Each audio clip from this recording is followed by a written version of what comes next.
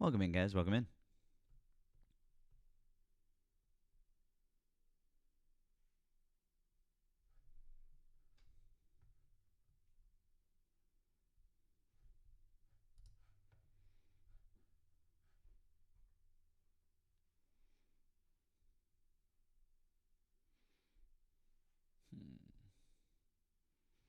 Oh, there it is.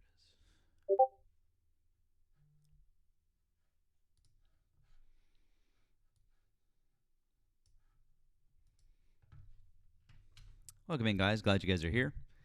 How about tap that screen? How about with live goal? Appreciate you.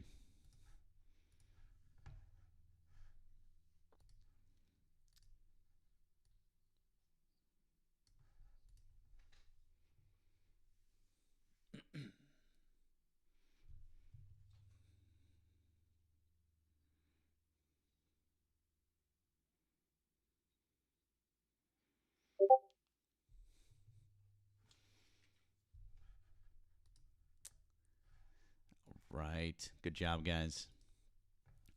Welcome in, Twister Raiders. Welcome in. Glad you guys are here. If you voted for Donald Trump, you're welcome to hop in the box. We're going to start taking guests soon. Or if you're over on the tube, you are welcome to call in. Our phone line is going to be open here shortly.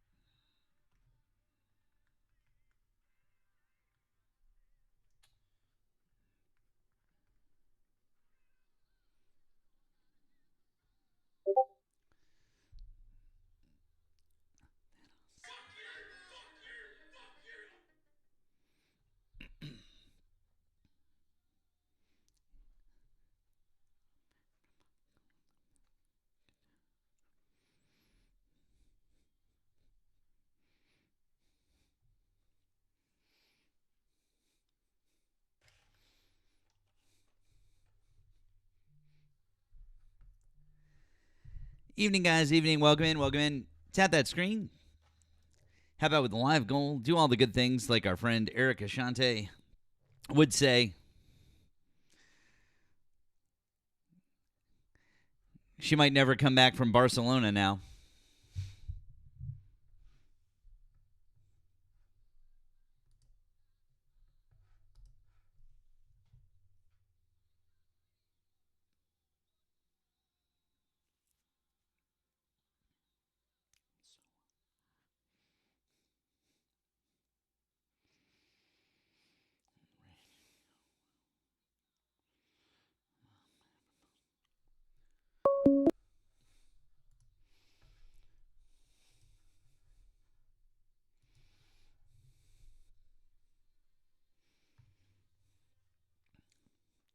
Tap that screen, guys. Tap the screen. How about with the live goal? Appreciate that. We're going to get started here shortly. If you voted for Donald Trump, you can hop in the box and we can have a conversation. Or you can call in. Call in on the phone line.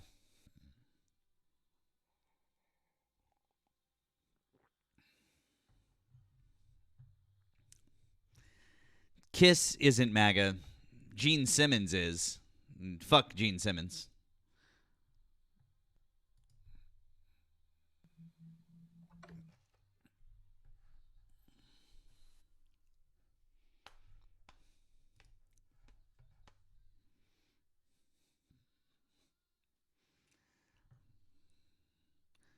Also, my coffee mug matches my shirt. It's my mug my mug. Nice. Yeah, look at that.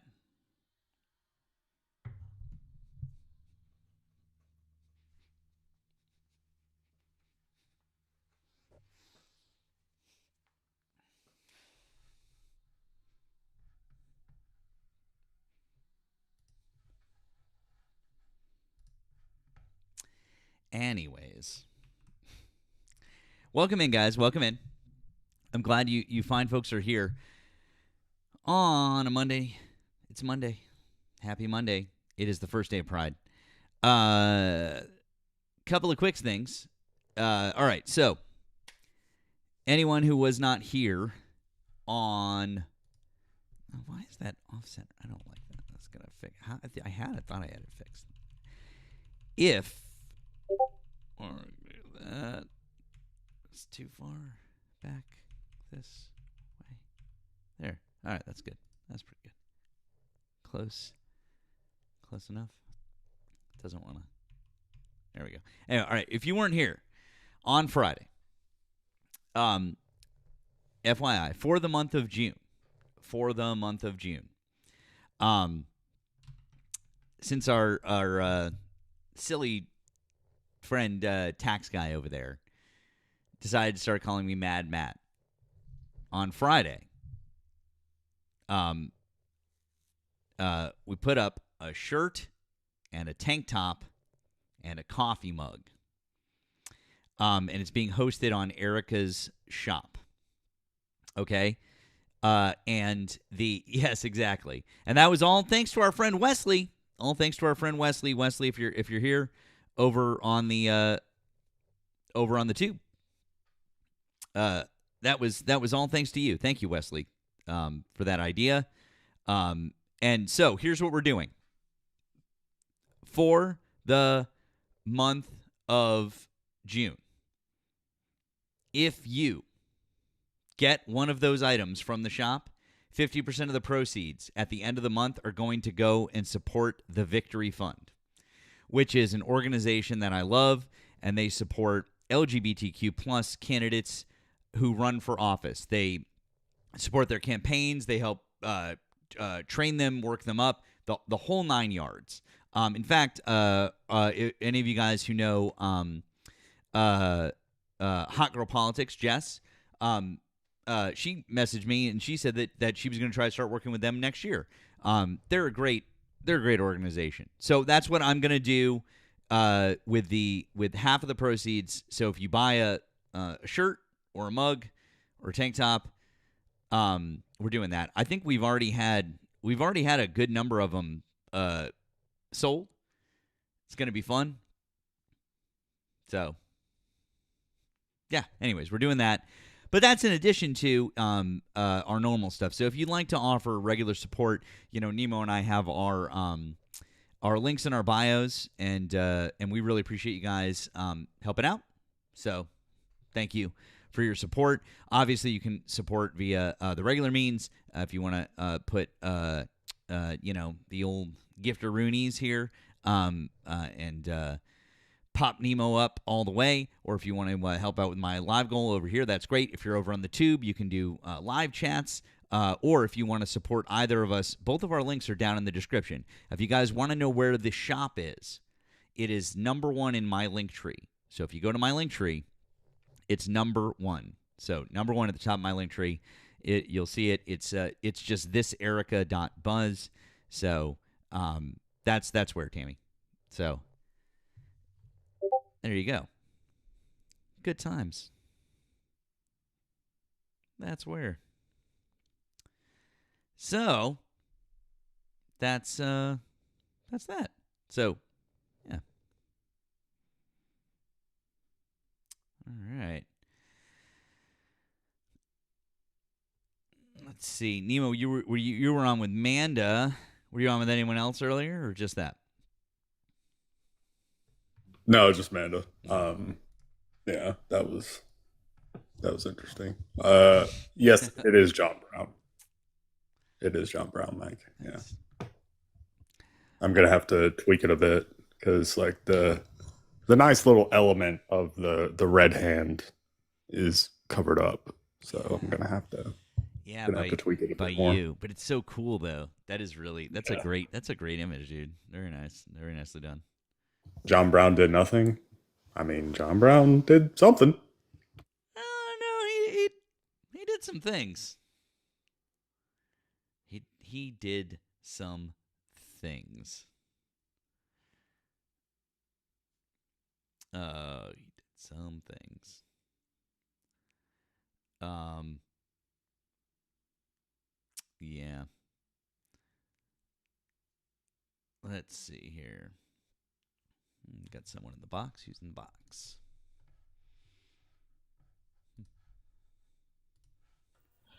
Hey, Uh, I just want to say 1-8. I support Donald Trump. Uh, okay. How old are you? What state did you vote in? I'm 27 and I'm from Maine, Okay. and I love Donald Trump.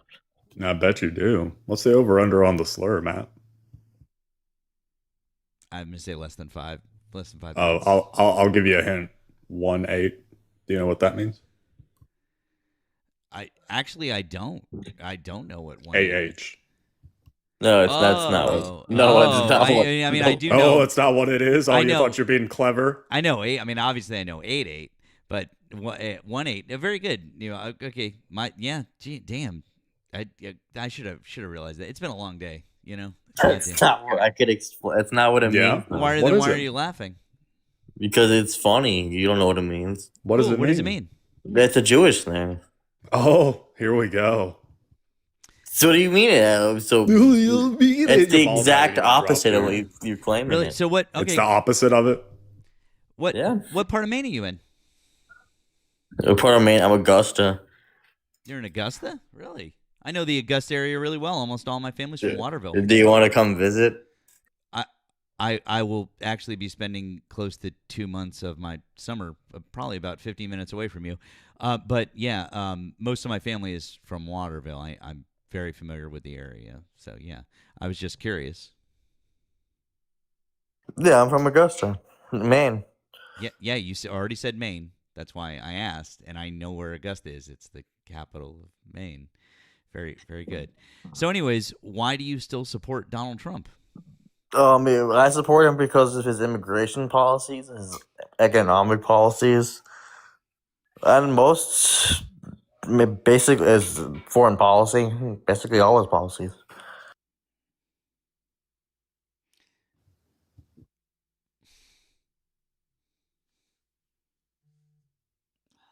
All of them. All everything.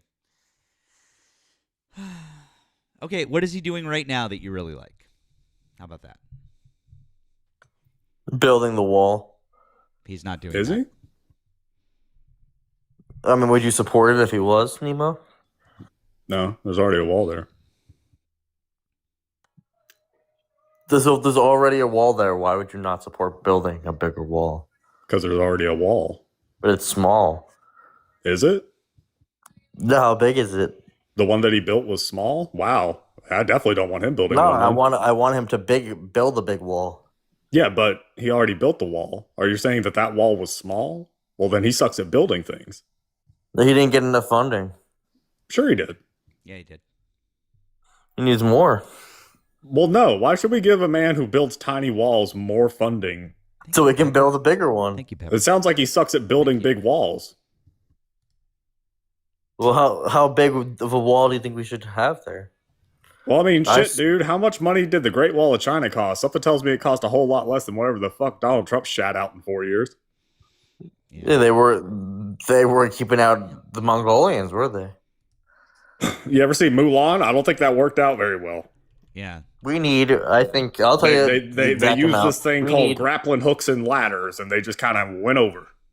I want $50 billion in funding for a new wall. Want $50 billion in funding? You know what? I'll make a deal with you. How about you take the $150 billion that he put towards ICE, and then you get it from that?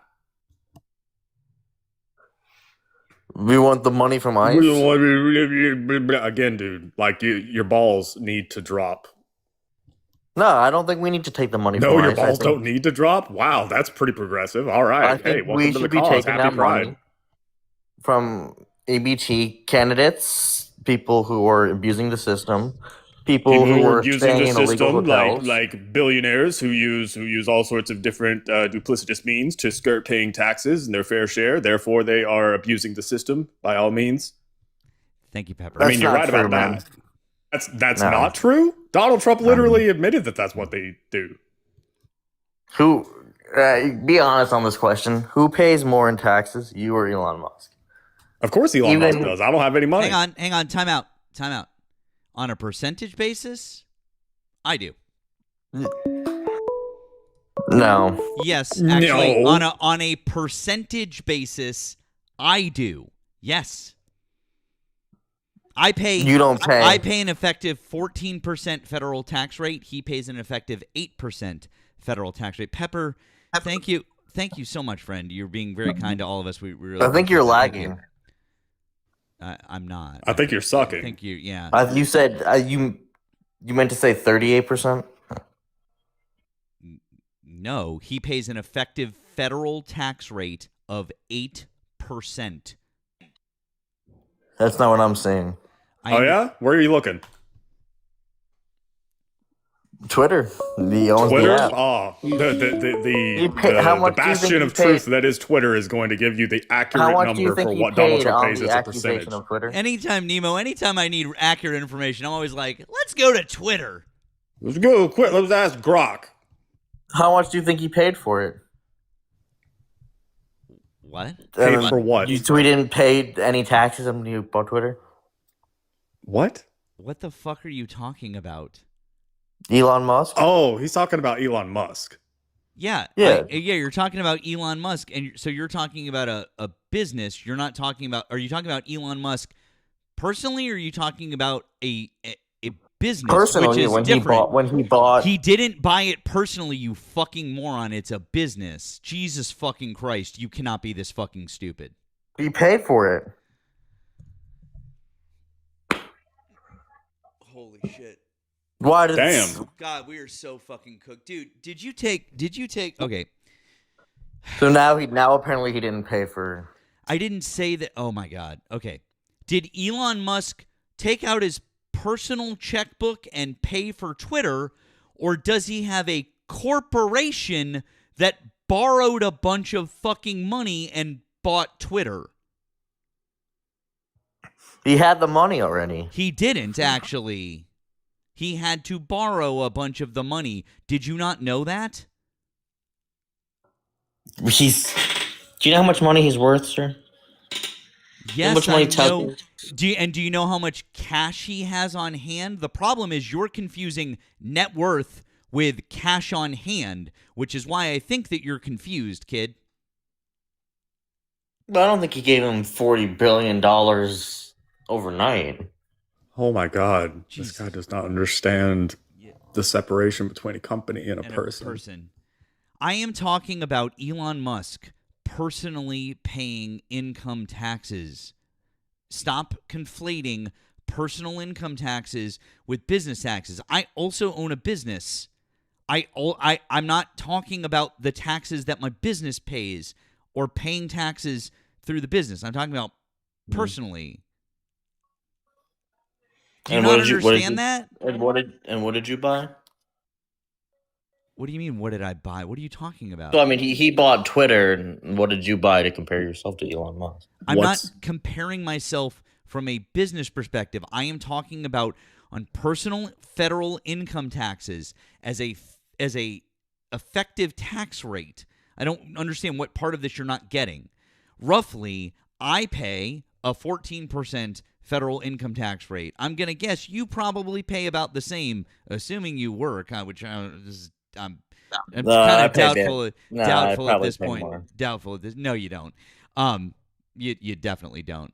100% you don't. But anyways, neither here nor there. We can pretend that you do. Elon Musk effectively pays about 8% on his federal income taxes. I just don't agree. I I just don't see any. Based on what are we not agreeing? Well, you can actually Google. He paid at least probably 40% on What are his you purchase. Googling? How much tax did he pay on his purchase Oh my God. Holy shit. You Twitter? keep Of going back to Twitter. the purchase. Do you not understand how taxes work? he doesn't. Yeah. So you Do do. you understand that sales tax Which is not the only form of tax? Yeah, he probably paid more in tax. You're probably right. Do you know what income tax is? He probably paid both. Do you know what income tax is? Yeah, Okay, tell me what income tax is. that's the amount you make over the year. Okay. Here, let me. I'll. That has nothing to do with his initial purchase. Okay, buddy. Okay, bud. All right. Okay, let me help. Let me help you out. I'm gonna help you. Okay. Anyways, ProPublica, which is a journalist organization, published this. This is Americans for Tax Fairness. They did a summary of what ProPublica found. This is based on public information. Okay, based on public federal tax returns. Okay, this isn't speculation. This isn't guessing. This isn't estimating. This is based on their federal tax returns. If you go to Elon Musk, okay, for example, this is just as an example. From 2014 to 2018, Elon Musk grew his wealth by about $14 billion, $13.9 billion, say $14 billion for our purposes, okay? His true tax rate that he actually paid, because he only paid $455 million in taxes, was 3.27%. That means that over those 4 years, he paid less than 3.3%. None of us pay that little in federal income tax if we're holding a job and making money. Do you understand? That's. Why don't you just scroll down for a little bit? Is there any other sources on there? What source do you want? This is Jesus Christ, dude. You're really cooked, huh? Is there I don't see any any other reason sources to believe on there to like give me an out? I don't have any reason to believe that. This is from ProPublica. This is you can read this yourself. It's from the IRS, you fucking idiot. It doesn't say it's from the IRS. It says it's from Jesse. No, it's from the IRS. Never before seen records reveal how the wealthiest avoid income tax. ProPublica has obtained a vast cache of IRS information showing how billionaires like Jeff Bezos, Elon Musk, and Warren Buffett pay little in income tax compared to their massive wealth. Wait. Highlight the next. Can you highlight the next line? What do you mean the next line? By Jesse Eisinger. Oh yeah, that's not the IRS. Unless you think these guys are in the IRS. It's a bunch of progressive soy boys like you. Oh my God, dumbass. These people are not the IRS. They got it from the IRS. So you probably think like people. Nemo probably thinks he's probably in the IRS at this point. The data is. These people are in the IRS. Shut up. The data is from the IRS. It doesn't matter who wrote the article. The data doesn't change depending on who wrote the article. God damn, dude, you are so fucking stupid. So, to dipshit, would you accept the words of Elon Musk himself? Yeah. Okay, cool. In 2021, he bragged to Bernie Sanders that he would pay roughly $11 billion in taxes that year. It's a lot of money. Okay, so again, $11 billion, right? Except that's nowhere near what he made that year. How much did he make that year? Stand by. Oh, man. That's fun.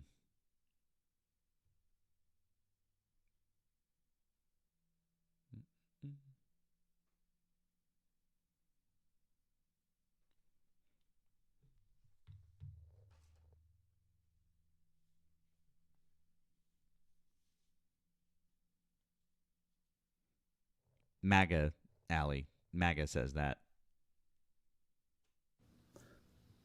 Oh wait, the federal amount was actually not 11 billion. The federal amount was 8.3. The rest was I guess it would have been states or wherever he was in.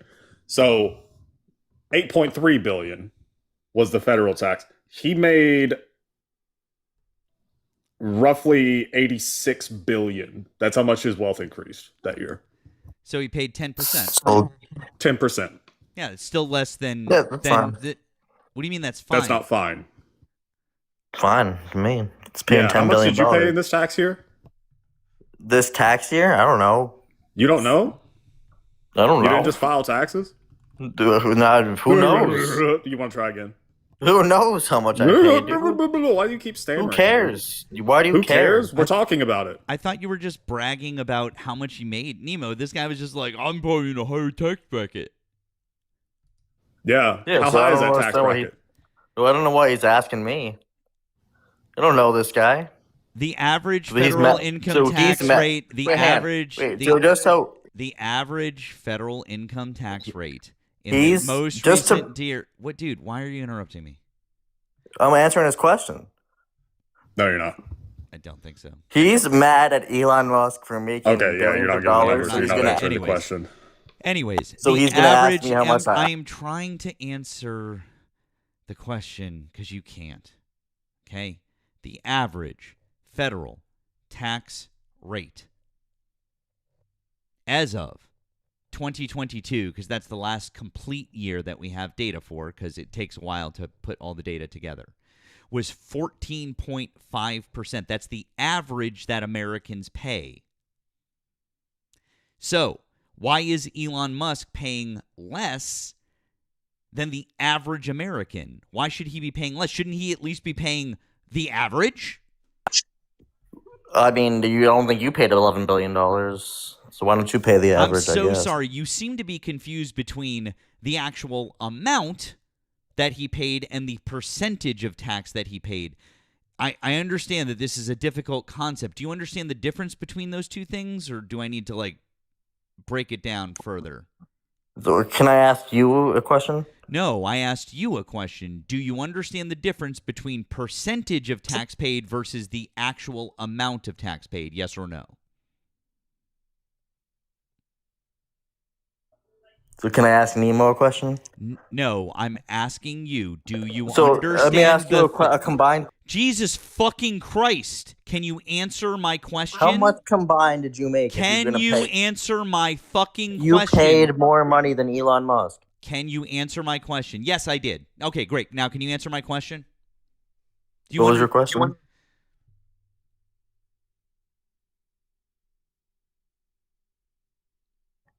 I'll answer it if you answer mine. God, he's such I a already slow did boy. answer yours. Now answer mine. All right, so what's your question? I asked it fucking 6 times, you fucking idiot. All right, Nemo, do you have any questions?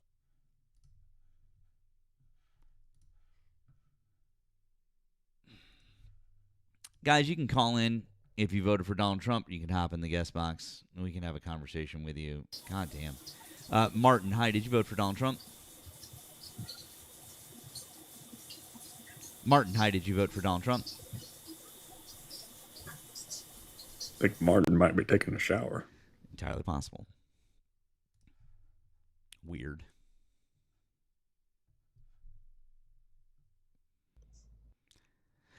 Okay, guess that was not. Oh, there we go. Thanks for calling the stream. Did you vote for Donald Trump? Yes, I did. Okay. How old are you and what state did you vote in? 33 in New York.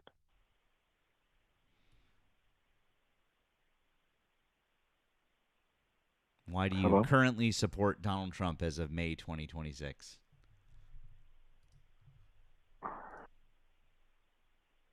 That man is non-corruptible. You cannot corrupt him. That man is the truth. That man is for the country. No matter Who? how you want to, no matter the way you want to swindle it, you want to waltz him, you want to. The Democrats tried to kill him already more than 4 times. You All the people who cannot tried were take this Republicans. man down. Oh, I'm sorry. What was that? All the people who tried were Republicans. No. Yeah. Hell no. They weren't Yeah. Republicans. You guys are nuts. We You know really believe we that. know about them, dude. Oh, yeah? They were all Republicans. Yeah. They're all Republicans? Everybody that tried Yeah. to kill Donald Trump was all Republicans. Yes. Some bullshit, bro. Don't feed that bullshit. Okay. I mean, you can just type it into Google and ask. Stop it. And who Are was you the guy scared? that shut the White House? Type it in ChatGPT. Recently, like what was it, like a week Ask ago? AI, dude. Week and a half ago? That was AI? Ask AI. All 4 of them that tried, Republicans. Well, AI, because you know what? AI will tell you the bullshit that you want to hear. That's all Oh, it is. okay. So you're saying AI that follows Elon the Musk bullshit, presides the over one of lies those that you bullshit want to do. machines? Is that it? Yeah, and you know what? Didn't And Donald who Trump was the didn't person Donald Trump that just shut the White sign House? an executive order? Hold on. Didn't Donald Trump sign an executive order not that long ago that prevented any state level regulation of AI for the next 10 years? I don't know that. I can't answer that. Yeah, no, he did. If I answer So, it, I I'm mean, you lying want to to sit here and tell me that AI is bullshit. Why would Donald Trump say, hey, you can't regulate it? you. Don't regulate it. Of course. Because it's being controlled. It's being controlled by somebody, right? Don't Who? regulate it. AI should be free for everybody, right? Oh, okay. That sounds It should say awfully the truth no socialist matter of you. what. Oh, It now should it say gives the you the truth no truth? matter what. It should not be regulated. Wait, does AI give you the That's truth? the way it is. I don't know. I don't You believe don't in know? AI. I believe in information, general information, probably. But as far as like the truth, not like no. I don't believe in Okay, it. so it doesn't give you the truth. But you believe AI told you that it was all Republicans shooting Trump. That's bullshit. That is a lie. No. And that was from No, AI. I was You just said it giving you yourself. something that you could do in 5 seconds. Oh, okay. But you mentioned it. You and your partner mentioned it. Yeah, Oh dude. yeah, that I was was AI. giving you something AI something said it simple was that you all could do in Republicans. 5 seconds. You can go on to ChatGPT and ask, Okay. or if you want to spend the time doing it, you can go and individually track down each person's name and figure out their party affiliation. Either one. Like, for example, I put And one you, up on the screen already, although you probably can't see it because you probably can't have 2 devices open, although you can go back and look at it when the stream is open. Former classmate describes Trump rally gunman as definitely conservative. Weird. He was registered. conservative to what? He was registered. Is it independent? And he was no, he was registered Republican. Registered to vote Republican. Boop, boop, boop, boop, boop, boop, according to federal finance records and Pennsylvania voter data. Man, that's really weird. God damn, and dude. what website is that? The Guardian from the UK. Oh, is it? Now you're gonna say something like, "Oh, well, that not a reliable." I just pulled up the first one, dude. You can find this in like 100 different places. Like, this isn't just what do you want it from? What website would you like to see it on? You guys, and I'm gonna tell you something. What website would It's you not like only- to see it on? I no, asked you a no. simple question. No. Okay, Hold great. on. So you I'm agree? not, Hold on. I'm not trying to argue what you're looking at. Okay, so you agree that he was a Republican. Okay, great. So you agree he was a Republican. No, I don't agree with that. Well, then either. hold on. Well, then why But I are have you to do my ignoring? Well, research. then wait. Why are you ignoring a fact that's right in front of your face? Because you know what? He was And hold you on. know, No, deep no, down no. inside You your little know, heart. you know what? No, you know what, bud? Because what you're doing right now is you're being presented with facts and you're ignoring them for your fucking feelings. So stop with your fucking little snowflake feelings. And I want you to, yeah, dude, It's the yeah, you got to get out of Democrat here. with the Listen, I feelings. understand you're in your fifis now. I know you're a little guy and you're in your fifis, but we deal in facts. And the facts are he was a registered Republican at the time that he shot at Donald Trump. Okay, so you want me to look up in my area to tell you the truth, to tell you the opposite? And there's a lot of websites that tell you that they're all Democrats. There is no opposite, and it's not that websites are Democrat or Republican. This is just a news source. You're looking at a Democrat website, my friend. How do you know that? Really, how do you know that? Because it's from the UK. I literally They're all just connected. hey bud, I literally You just just said asked UK. you. Right. If I pulled something up from Sky News, would that be Democrat? Oh wait, that's one of the course, largest news services. That's one of the largest news services in the UK, and it's owned by Rupert Murdoch, who also owns Fox News, and it's incredibly conservative. What the fuck is wrong with you? Look up BBC. You want it on the BBC? Yes. Great. Look up BBC. Let's see what's going on over there. You want to play this little game? But I wasn't even gonna go back and forth with you with that little thing. But I guess you are very attracted to that. Okay. Oh, there's get rid of that ad. Okay. BBC. What we know about the Trump attacker from July 19th, 2024. Let's see what we know about him. 2024. Why are you going back 2024? No. This was the This was the first assassination attempt. I thought we were going through. State voter records show he was a registered Republican. What state was he Pennsylvania. from? Pennsylvania, Democrat state. All right, go ahead. Is it a Democrat state? Did it go for Trump? Democrat state. Did it go for Trump? Yes. You know Pennsylvania is Democrat state. Why did it go for Trump then why did it go for Donald Trump in the 2016 and the 2024 election? Because everybody was awake. Everybody was awake, but the government over there, the mayors, everybody there, they were all Democrats. God, this guy's. I know Pennsylvania. Nemo, we've talked to this guy before. He called in on a different number. I can remember his dumb voice. He's so fucking stupid. It sounded familiar. What do you mean stupid? I'm telling you facts. You really are. Telling me facts. This is grade A brain rot. Grade A brain rot. Look at this guy. Can you spell brain rot, please? You want me to spell it for you? Thank you. you. Spell it? You got to sit there and think about it. Damn. No problem. No, I don't have to think about it. That was a stupid ass question that you're asking. But I mean, I'm go talking ahead. to a stupid ass person. Okay, so, let's go to the next shooter. The next one, that would have been the Palm Beach golf course guy. Beach. Yeah, Palm Beach, yeah, whatever. The guy who was trying to get him on the golf course, that guy. That was the next one. I forget his name.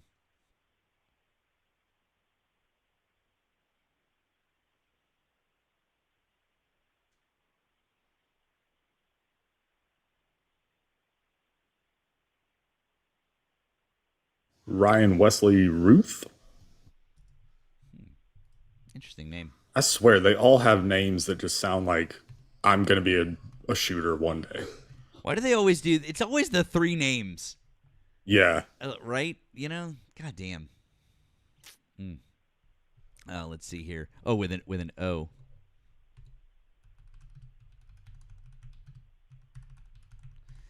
Okay. Supported Trump in 2016. Oh man, god damn, that's two L's for you, bro. No, and I'm looking it up myself. So I got Butler, Pennsylvania. Yeah, and so you know he was a registered Republican. There you go. Very good. Okay. Yeah, very good. We got Florida. Yeah. Attempted assassination on September 2024. That's Ryan Wesley Ruth, yeah. And who did you vote for? Who did you vote for in 2016? Yeah, it says Trump. Yeah. Yep. There you go. So he was a Trump supporter too, huh? Yeah, you guys are grabbing our people. That's what it is. Grabbing and our then we people? got Washington, and we got Washington Hilton shooting. That's April 2026.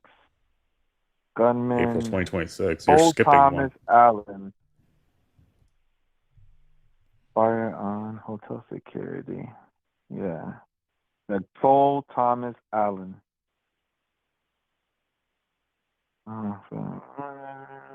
Yeah. He was. Yeah, you're skipping the one that happened like very shortly before Election Day. Thank you to Crow for the blue app. He said, "Did he say you can't trust the Guardian because the UK is Democrat?" Then asked for the BBC. Also, Dems don't exist in the UK. Yeah, Crow. I know. I would explain all of those things, but he's not. It's just gonna. But thank you, friend. You're not wrong on any of those points.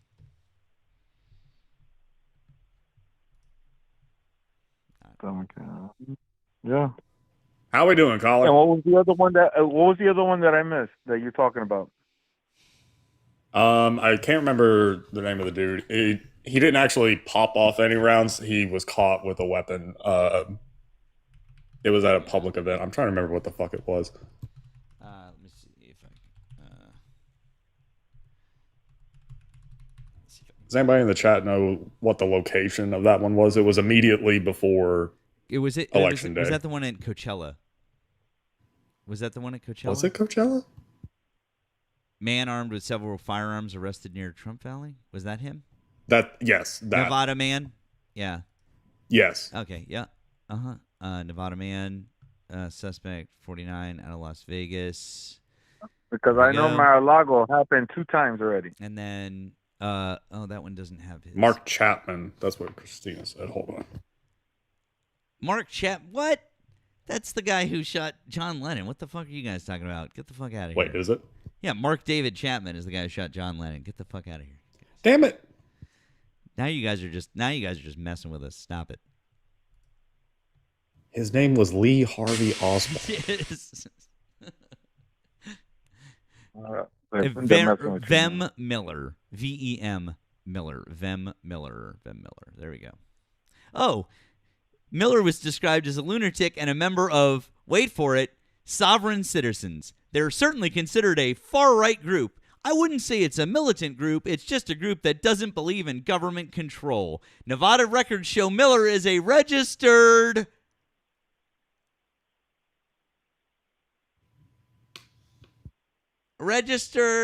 what color? Huh?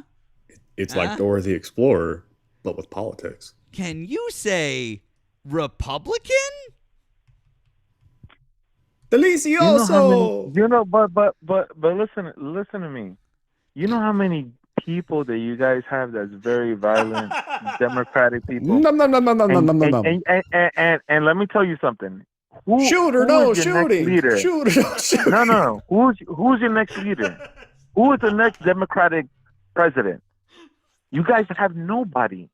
Oh man, he's in a cope spiral now. Nobody. Hey, what's up? No, you guys have nobody. Who the fuck do you guys have? How far? Wait, how long until we get to? Have? How long until we get to? Well, it doesn't matter because he's your president. He's your president for the next 3 years. It doesn't matter. He's your president for the next 3 years. Doesn't matter. You lost. He's your president too. He's your president too. There it is. Don't forget that. He's your president too. Don't forget that. But I'm gonna tell you something. Who do you guys have? He's a disgrace. No. Who do you guys have as a Democratic president? We were talking about Republicans being violent. No. But who do you guys as a Democratic president? Can we at least agree that the Republicans are the violent ones? No. No, I won't agree. Oh, okay. No. You guys are the most violent ones because as soon as we say the truth, you guys start cursing. As soon as you say the truth, you guys start hating cameras. Who is saying the truth? It's all over the place. Wait, who is saying the truth? The Republicans are saying the truth. Donald Trump is saying the truth? Yes. Why did 3 Republicans try to kill him? They weren't Republicans. That's bullshit. They were Republicans. We just showed you they were Republicans. Oh my God! No, they were turned. They were turned. They were turned. The lunacy. What is this fucking Star Wars? They were turned to the dark side. That you guys talk about. They were seduced by the left. High taxes on the rich. See? And that's the way they spoke to them. Taxes lead to sovereign citizens. Sovereign citizens lead to assassination. But who do you guys have though? Like have you heard the tragedy on some serious stuff? Nancy Pelosi. For your callers, who do you guys have? Why are we skipping? As far as Democrat, as far as Democrat leader, who do you guys have? I'll answer that. I'll happily answer that question for you after the next major election that is coming up, which is 2026. We have to get through that first. So we would need to talk about the midterms. Who do you guys have in the future? I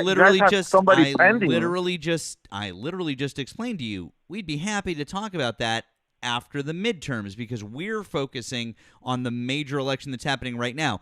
You do realize, Bud, you do realize that in any normal, I understand. I'm trying to explain some politics stuff to you that you don't understand. In any normal, I know. Allow me to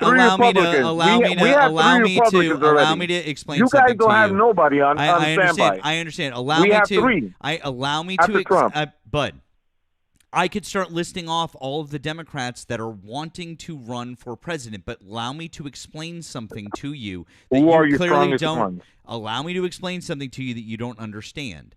Unlike Donald Trump, who just ran for president for 4 years because that's what he did, in most election cycles, nobody does that. They only start running for president after the midterms before the upcoming election. So, for example, in any normal election, the presidential frontrunners are only going to declare after the 2026 midterm. So sometime in 2027, probably maybe even to mid to late 2027. Barack Obama didn't declare that he was running for president until mid 2007.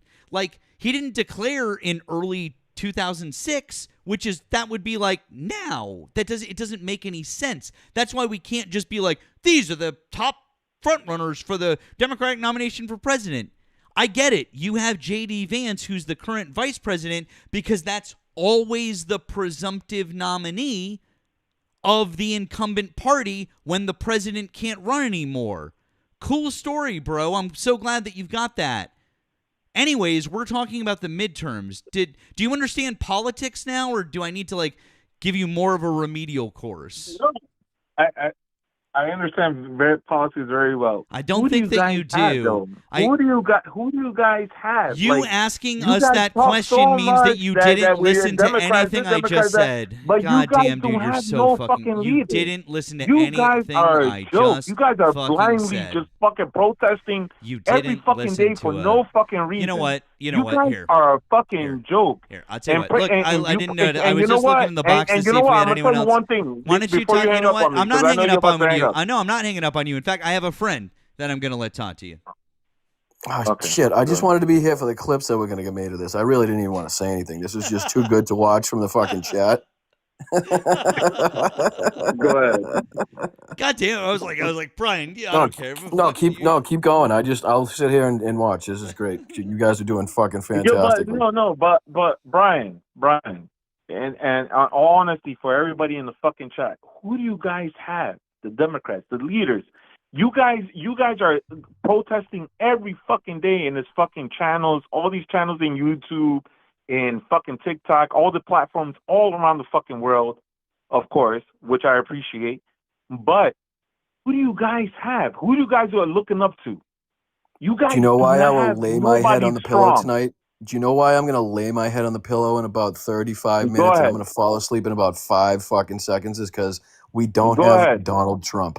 That is all I need to know about my party is that we do not have Donald Trump. We do not have J.D. Vance. We don't have fucking Marco Rubio. We don't have Pete fucking Drunk Seth. We don't have the rest of these fucking pricks either. So I'm going to sleep really well knowing that whenever these midterm comes around and whenever we get closer to the general election, the fucking person will make himself clear or herself clear, and then we'll go from there. But right now, it's kind of a waste of time talking about it, considering we don't have people announcing. So what do you want me to do, announce for them? But you know what? You hit all the real people that are going to probably get voted in the next election. Now, explain real people. What is real people? What are fake people? The fake people. You know who the fucking fake people is? I just asked, right? Is the people that let people inside the fucking borders. Is those people that fucking let. Trump? So you don't like Border Patrol? No, it's not Donald Trump. It's not Donald Trump. You don't like CBP? Donald Trump is he went to fucking China. I can't believe you're a Look MAGA, at but you're look at him. anti-CBP. You're anti-Border Patrol. That is fucking weird. That's craziness. Because you know they've been at the border with dogs and guns and fucking machines to check for drugs. When did they leave? When did they leave those border crossing points? And where does the majority of drugs and illegal aliens come through? Because I can assure you it's not the fucking wide open expanses of the border. It is the fucking crossing points. It is the checkpoints. Not only that, but do you have the same energy to the people that overstay visas? I'm just curious about that one. Or is that something you don't ever bring up? Overstay visas is to me is a 50-50 because there are some people that they do work, they do businesses, they very good citizens, but half of them, more than half, bullshit. They come over here and they just collecting checks. That's all they want to do: collect checks, collect checks, collect checks, collect checks. Did you know before this conversation that the vast majority of drugs and illegal contraband comes through ports? Both on our shores and also the border crossings themselves that do have all those checkpoints, that do have all the cops, that do have all the guns and the drugs. That's where the majority of the shit still makes it through. And not only that, but I'm sure you'll be surprised to hear that the vast majority of it is actually trafficked by American citizens and not illegal aliens. But, I'm sure you knew that. 86%. 86% of what? American citizens? The ones that 86% of drug mules are American citizens. Yep. You're talking you about didn't what? know that, did Through you? Texas? Yes. Texas? Across the southern border, yes. You're talking about Texas? Yeah, and by Tijuana, by California? Yes. Everybody knew that. That's everybody knew that? Oh, okay. So why are we not policing American citizens? That's been there since the 60s, 50s, and 40s. Damn. Nemo, you're not talking about the same thing, Nemo. He's not referencing what you're referencing. You're not making a discovery right there. Nobody's making a discovery. That shit's been there since forever. I'm calling. What are you actually Democrat explaining? Or Republican. I'm just curious. Just break down what you're explaining right now, because I can almost guarantee it has nothing to do with what we're trying to explain. You're talking about the drugs. Correct. Now expand on that a little bit. And I'm saying it's been going through Mexico and through Texas and California. By who? Since the 60s by and who? 70s.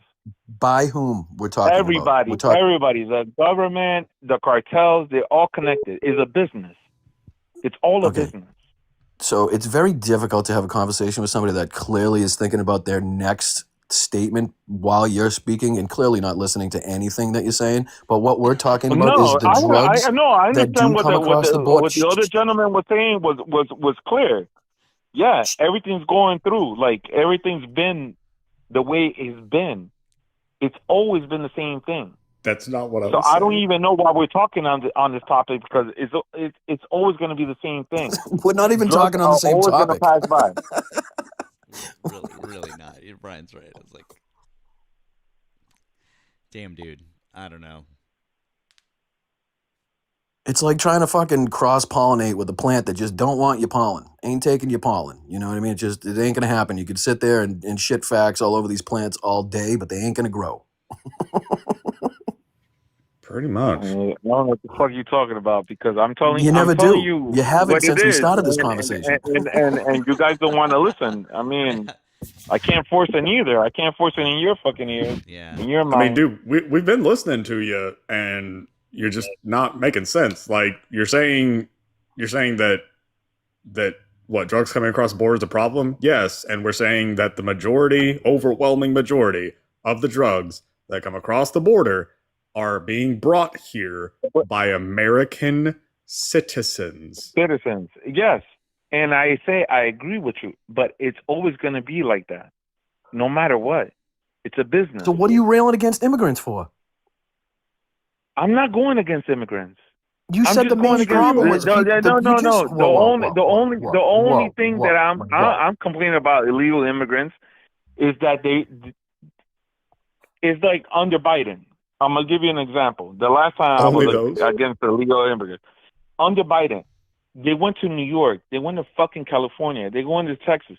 They're getting fucking who sent them money. Who sent them on those planes? Who sent them on those? stories. I live in, you know what? I live in Massachusetts. We had those planes come to Cape. I remember those planes. Yep. I remember those people sitting there on the fucking side of the road with nowhere to go, nothing but the fucking clothes on their 5-star backs with no hotels. fucking assistance No, whatsoever, you bastard. Shut they were your saying they're mouth real quick 5-star while I'm hotels. talking. Shut up, dude. Shut up. These people were sent to these places by your fucking Republican governors, by your Republican fucking senators and the fucking people down there with nothing but the shit on their back, no help, no assistance, no place to go because they thought it was going to be a good fucking opportunity for propaganda. They were going to get the optics that they wanted. They were going to get the cameras there. They had Fox News ready and fucking waiting for that plane to pull up so they could get the footage of them coming off the plane with their backpacks, with their fucking suitcases and their little kids' dolls so they could say, look at these fucking people. They're disgusting. They're sick. They have no place to go, and we don't want them here. So you guys deal with them in those fucking blue cities. And you know what we did? We fucking dealt with them here in these fucking blue cities. And in most cases, we gave them the fucking opportunity to have a place to stay, some food to eat, a little bit of fucking water to drink, and some people to fucking talk to that understood their language and can help them out. And you know what you supported over 50% of them? Fucking murderers.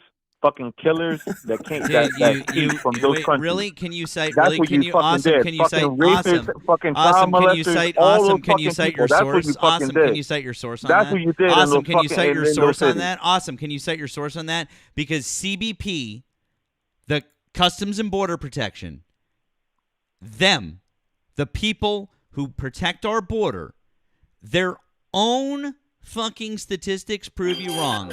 The FBI crime statistics prove you wrong. In fact, everyone fucking proves you wrong. So what statistics are you looking at that says that 50% of them are those?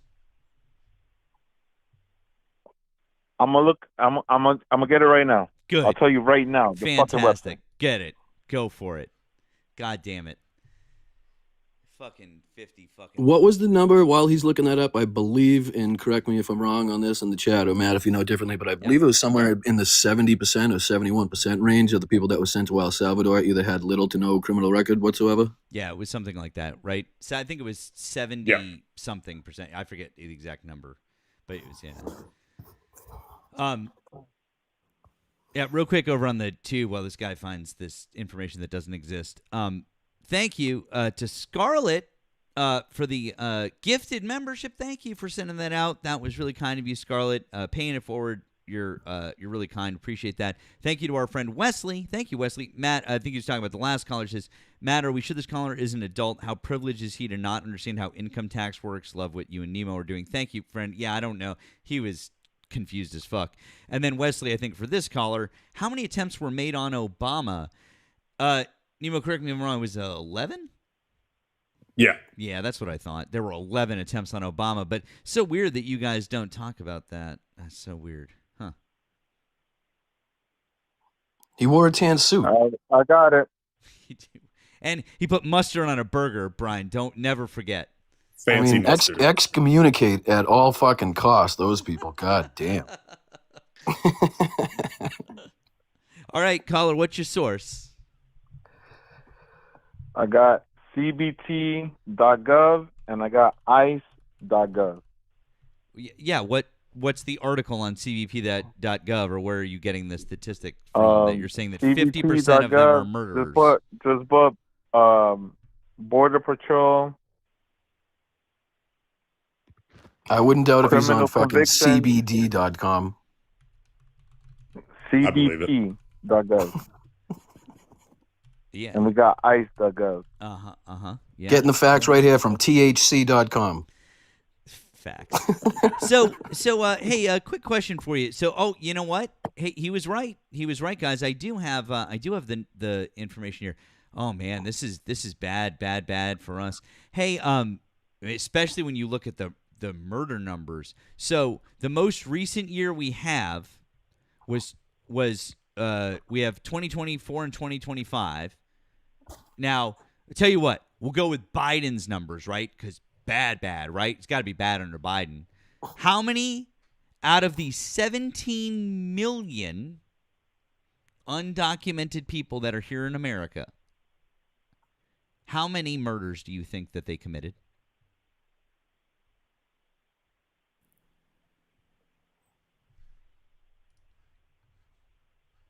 91 trillion. Caller, how many? Just don't Over speak while he's 40%. he's studying the graph. Give him a second. No, I'm not studying nothing. Carry I the thought he was 10. asking you guys. No, I'm asking You guys you, were just caller. there. We all know. Typically, we know these facts No. before he brings them up. How you know these facts? Because we're So you guys fucking what? You guys fucking practice He's before you stalling. get yeah, you guys he get in the call? really is. No, what we do is we research things. Anyways, what's the number? How many out of 17 million? How many murders were committed by undocumented people? 17 million Over 40%. people.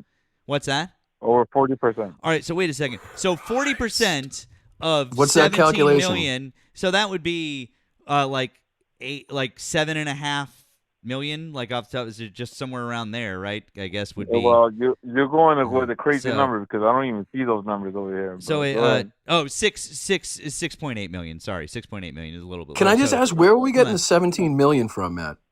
That's roughly that's the total number of people here. Not that crossed then for you. That's the total number of people here, and that number is based on the 2024 DHS study that told us how many people have come in since 1980.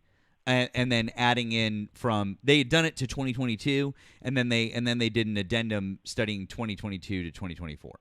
So I'm just curious because it doesn't really make sense. Not that anything he ever says does, but how does Trump get his 21 million calculation under Biden alone? Then it's almost like his own DHS that was doing the study while he was president proved him wrong. Isn't that crazy? No, that's not that crazy because I believe Tulsi Gabbard did the same thing when she testified. It's the truth. It's the truth. What do you mean it proved them wrong? He's saying the truth. Stop it with that. He's proved them wrong. Wait How do you a know? minute. Time the fuck out. Did you not hear the number that I said was higher than the total number of immigrants we have in this country in totality? I'm not talking about your number. I'm talking about his response. Your partner's response. I'm not talking about you. What? Wait, what about my response? Yeah, you're talking about that the number is wrong. The number is wrong. The number is right. No. What do you mean? So anyways, the number of murders committed by undocumented people in 2024 was 29. No. Million. Here, I hate to break it to you, but on the screen right now, we're on CBP. This is Criminal Alien Statistics. This website is currently being run by the Trump administration. If I scroll down here and we go, this is conviction type, this is homicide manslaughter right here. And then are you sure this is run by the Trump administration? I don't see any misspellings. I don't see all caps anywhere. I know. Are you sure? It's shocking, right? And then here's 2024. This column right here, you'll see that number is 29. Actually, is the same number in 2023. And then in 2025, that number was 23. So, anyways, that's from CBP, a government website run by the Trump administration. Run by British Democrats. Okay. Yeah, the British Democrats run it. Right. Let's go there. Yeah. What are those numbers? 1,600 and 1,000 this? What? Which number? We like can't what? because it's blurry. That graph is very blurry. Yeah, there's these are other 634. It says 364, and then it goes up to 1,006, 1,000, 2,000. What is that? There are other minor crimes and different things, and other bad crimes and different things. How about burglary? Why you don't want to talk about those? Sure, I can tell you. Look, 1,000, no, 1,000, absolutely. I'll tell you. You want to know? No, allow me to tell you. Allow me to tell you. Allow me to tell you. Go ahead. Out of 17 million people, 1,084 of them committed assault, battery, or domestic violence. Out of 17 million people, 697 of them committed burglary, robbery, larceny, theft, or fraud. Out of 17 million people, 2,844 of them were caught for DUI. I have more people in my family with DUIs. Yeah. Out of 17 million of them, 1,566 of them were caught for illegal drug possession. No, Out of you have to put that 17 graph up. I want to see Bro, that it is. 1,000 to It's 2,000 on the to screen. 3,000. It's on the screen right now. You can see it right now. I can get. Do you No, want? Do you want? I'll tell you what. You're Do you trying to want cover the it. No, website? I Do you want want the other screen, website? the one that says 1,000. Do you want 2,000 the to website, 3,000. kiddo? Do you want the website to go to? I'll just tell you the website, and you can look at it your fucking self right now. Hold on, just tell him to no, take I have off to do fucking your Mr. job. Magoo's glasses for a second so we can see what is blurry about that. Not for a second since I've been watching that. It was very blurry. Yeah. And then as soon as I caught it, he changes the channel. I didn't. He wants to show another anything. channel. I just read you the exact numbers, and I want to give you the website so you can follow along with the exact numbers. Then you could even call me out if I said the wrong number. In all fairness, percentage-wise, if we were going by Trump's math, that's like at least 1,700% of all immigrants that committed crimes. Yeah, because you know why? Because Biden let all those motherfuckers in. Now he has to do the hard himself, work. Actually. He has you know to what? lower It's crazy. He has to lower the numbers down. No, you're right. I do remember that on Fox News where they showed when Joe Biden went down there to the border and he was like ripping down all the fences and the gates and shit. And then when he went to all the crossing points and he was like, you know what? You guys can go home. All you CBP people, you guys go home. I'll take it from here. And then what he did after that is he just let all the cars, trucks, and people through himself. I do remember that. That was fucked up, actually. Like Joe Biden's son. You probably are a fan of him too. It's almost like Kamala didn't say, do not come here. And everything, and you don't say nothing. You're there. You're chilling with him. Doing coke and crack and all that shit, right? Oh, getting hookers. That's all you guys do. Well, I mean, that doesn't sound like a really bad night. I just don't necessarily need to be with politicians to do any of those things. Sounds like Ken. Sounds like a Ken in the White House. Paxton. In the White House. Sounds like a Ken Paxton night to me. Hey, Crystal, how's it going, friend? What's up? You said you wanted a minute with our friend here. Yeah. Feel free. So, sure. Real quick, hi guys. Hey there, hi there. Listen, I'm not super internet appropriate. I needed to clarify that this guy doesn't represent those of us who dabble in the Lord's lettuce. And caller, please stop telling people you partake. And I just want to leave you with this, kitten. Okay, pay close attention. They tried to make me go to rehab. I said no. Damn it, you can't. You're gonna get me a copyright, Crystal. But that's all right. We love you. R.I.P. By the way, R.I.P. R.I.P. We love you. We love you, friend. I mean, Matt, what was the number of on that page? It was assault, battery. Yeah, the first page. That's the page. Nemo, say that one more time. Sorry. Yeah, can you give me the number for assault, battery, and DV? Yeah, absolutely. In what year? Let's do 2024. 2024. Assault, battery, and DV was 1,084. If I know Nemo, if I'm smelling what he's cooking, I might be wrong here, but I'm assuming that he may be doing a side-by-side comparison percentage-wise. I could yeah. Caller, you really don't want to be excited whenever I'm asking for clarification. See it in his face. No. Picking up what he's putting. I love it. Go ahead, because I'm pulling up my numbers right now too. Don't worry about it. I'm good. We're gonna compare everything, but the host is wrong. That's all I know. What?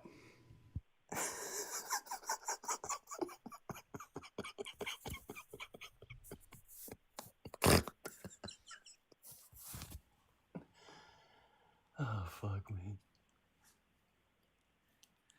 Holy shit. Guys, keep tapping that screen. Help out not just with the live goal, but help my friend Nemo here. Let's pump his numbers up big. Be kind to our friend Brian. If you're not following Brian, make sure you're following our friend Brian. What are the worst years? Appreciate that. Oh, okay. All right, hang on, caller, 1 sec. Okay. I need to make sure that I had my zeros right. It's been a while since I've done math. So caller, 1,084 out of 17 million. Okay. Now I asked for just a rough estimate of how many American citizens in 2024 committed domestic violence, assault, or battery. Now, the numbers on this are not going to be perfect because various reasons, but What we do know are the number of victims, approximately, which is 1.45%. Okay? Which it stands to reason probably going to be about 1.45% for perpetrators, because you need someone to commit the crime. Is that fair?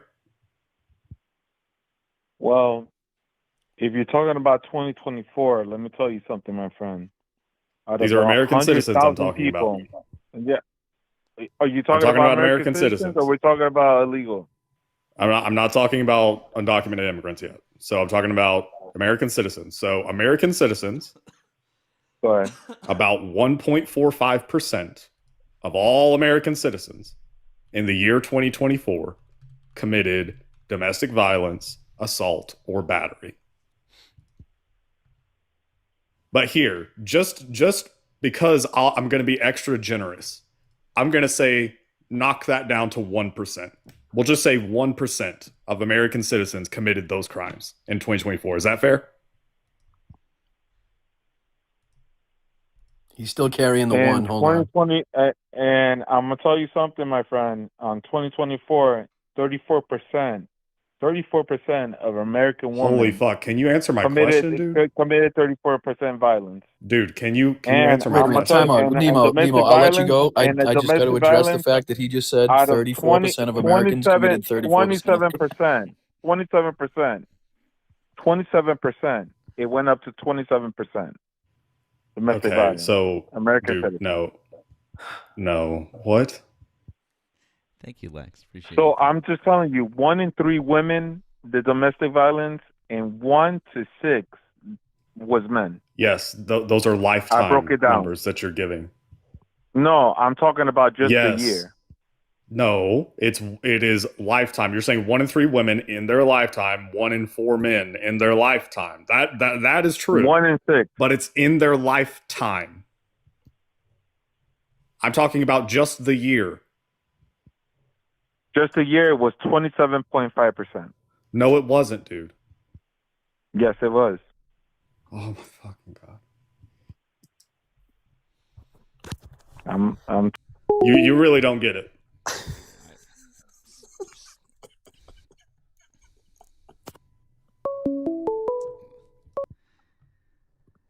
I'm just picturing on his calculator right now. It just says, stream. Did you vote for Donald Trump? Boobies.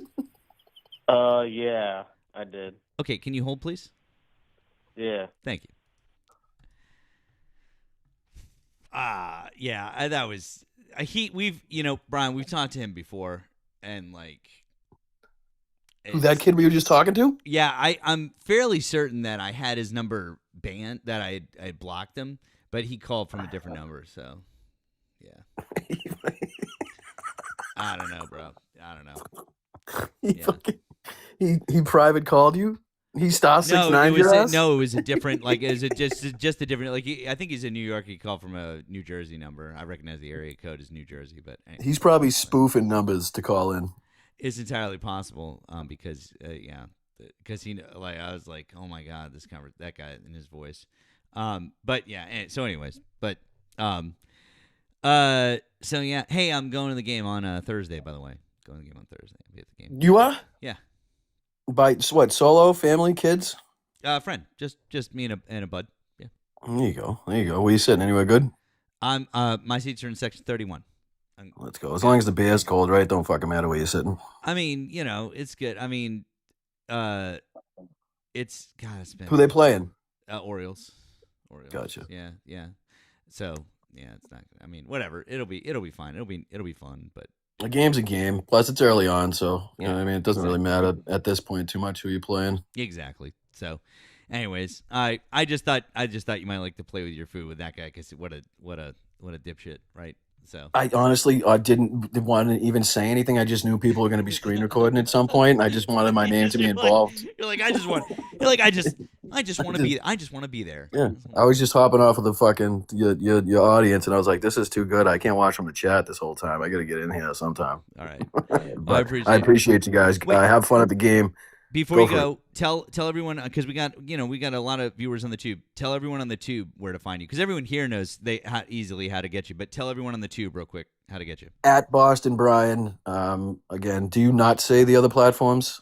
You can say them. I mean, go for it. Yeah. So like Twitch, YouTube, Instagram, Substack, those whole things. If you type in either Blunt Politics or Boston Brian, I do a live stream. Only days I'm not live, it's easier than saying my schedule is Monday, today, and Saturday. So every other day I'm on, usually at like 2 o'clock to 4 o'clock Eastern time, on all of those platforms. And if you could follow me here on TikTok, I don't know if it's going to do anything because nobody ever sees my videos anyway. But if you could head over there, give them a thumbs up, that'd be great. But I'm not expecting much. But Nemo, love you, brother, as always. Matt, much appreciated. Chat, Thanks, love you guys. I'll let you guys go. Appreciate it. I might be in the chat so you guys can. Like I said, it's fun watching you guys play with your food sometimes too. Okay. All right, we'll talk to you soon, bro. Bye. Later, guys. W's always for Brian. Who's fucking great. Get your follows on Brian if you're here or on the tube. Either way. Thank you for holding, caller. Appreciate it. Can you tell us how old you are and what state you're in, please? I'm 24 from Georgia. Okay.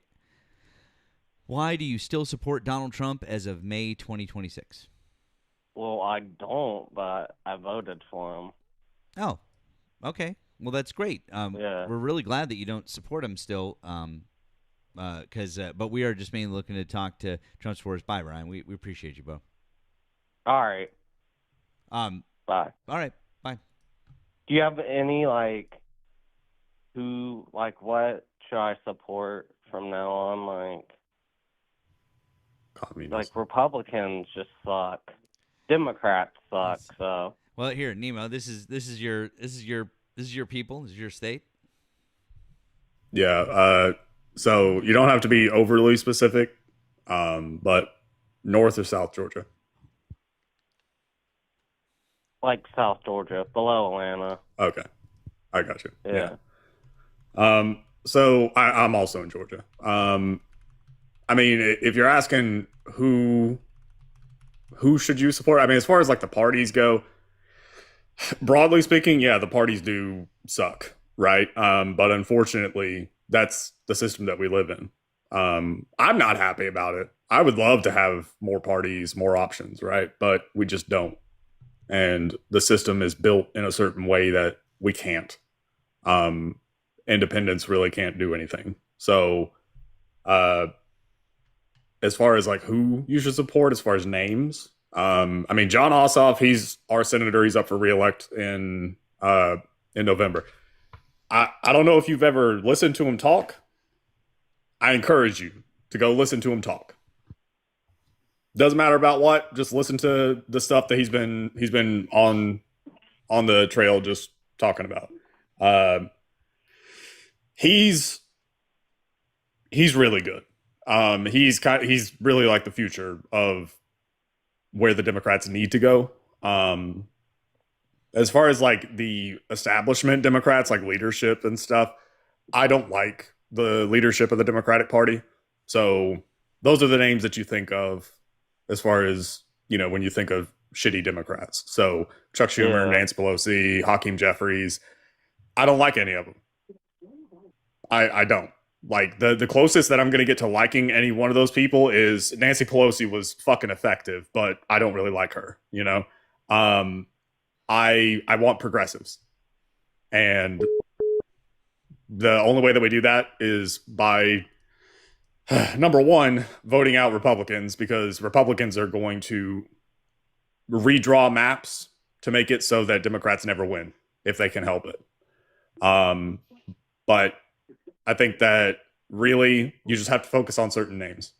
I think that people like Bernie, for example, people love to be like, "Oh, Bernie's crazy. He's a far left radical." He's further left than most Democrats, yeah, but he's not crazy. I mean, the guy's been saying the same thing since the 90s. I mean, seriously, if you think I'm exaggerating, type in Bernie Sanders 90s speech, and you will find him talking about the exact same things. The billionaires are not paying their fair share. Just the same damn thing, right? And it's true. It was true then, it's true now. Yeah. And so that is he is kind of like the standard of what a progressive should be. And we do have people that line up with his politics that are in Congress, right? We don't have anywhere near enough, but we do have some.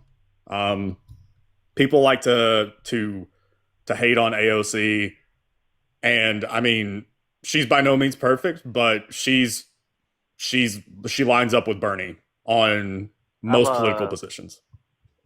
Would you vote for Thomas Massey if you ever ran for president? No. And the reason why is because, so Massey, the thing that got him voted out, fully support him on that, which was his criticism of Israel and him calling out Donald Trump about the Epstein stuff. Those two things, I have no problem whatsoever with Thomas Massey. He's absolutely correct on those things. But it's the rest, right? So Thomas Massey, it's ironic because he voted with Donald Trump like 90% of the time. And it was just like those one or two things that was enough to get him voted out. So Liz Cheney was the same way. Liz Cheney, Republicans back in 2020 or 20, whenever the fuck that was, they acted like she was a Democrat, and she wasn't. She's the daughter of Dick fucking Cheney, like the arch Republican, you know? And she voted with Donald Trump like over 90% of the time. That's more than Marjorie Taylor Greene did. Like Marjorie Taylor Greene's record was like 80 something percent. That's more than most Republicans' records. And just because she wasn't willing to go along with one thing, all of a sudden she's not really a Republican. I mean, that's silly.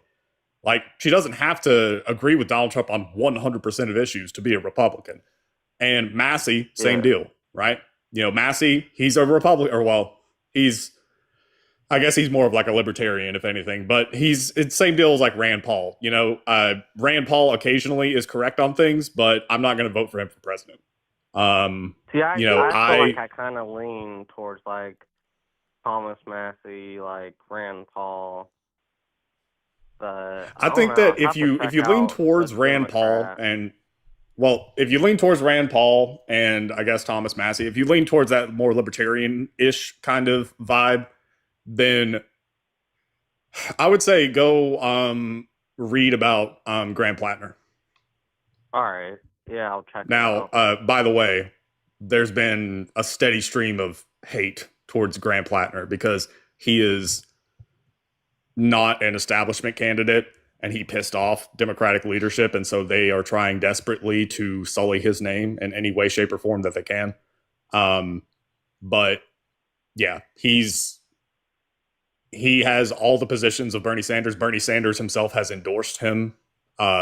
He's a progressive. But also, I think that a lot of the time, this comes down to how people talk.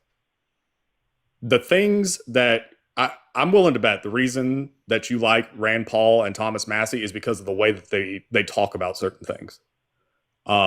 It's not even necessarily their positions. It's just the way that they say them. And that's not me insulting you. That's most people. Like, for instance, do you think that it's okay for the richest country on the planet to have veterans or just homeless people in general falling asleep on the street, not being able to get health care? No. Yeah, like that's fucked up, right? Yeah. And so do you think that it's okay for the richest country on the planet to have a bunch of companies that are worth tens of billions of dollars telling people, hey, guess what? That treatment your doctor wants you to get, we're not going to pay for it. Do you think that that's okay? No. Exactly. Now, wouldn't it make more sense to just say, hey, instead of depending on all those asshole insurance companies, instead of depending on them, because they're trying to make money, because that's what companies do. That's their job. Their job is to make as much money as possible. And an insurance company, how do they make money? By telling people no. So instead of depending on those people to pay for medical procedures, why don't we just say, hey, we have this thing called Medicare and we pay into it and people use it. And so just replace your health insurance card for like Cigna or whatever with a Medicare card, and everything's covered and all that stuff. Not cosmetic, not like plastic surgery, not any of that, but it's all covered. That's it. Your doctor doesn't change. Nothing else changes. It's just the person covering the bill, right? The idea is that, you know, at a large enough scale, what happens is most of the time people aren't going to use their health insurance. And so we have more than enough money in the pool to cover everybody. And what ends up happening is people who need to go to the fucking doctor will go to the doctor. They won't put it off because they can't afford it. I don't know about you. I grew up poor. I grew up poor in Northwest Georgia, in like the sticks, like near Chickamauga, that area. Okay. Yeah, I would say I'm like middle class. So. Yeah. Well, so I grew up poor, and I was also a clumsy motherfucker as a kid. I was a clumsy little dude, and I broke a lot of bones because I didn't understand how to balance. And my mom was my mom and my dad both worked at like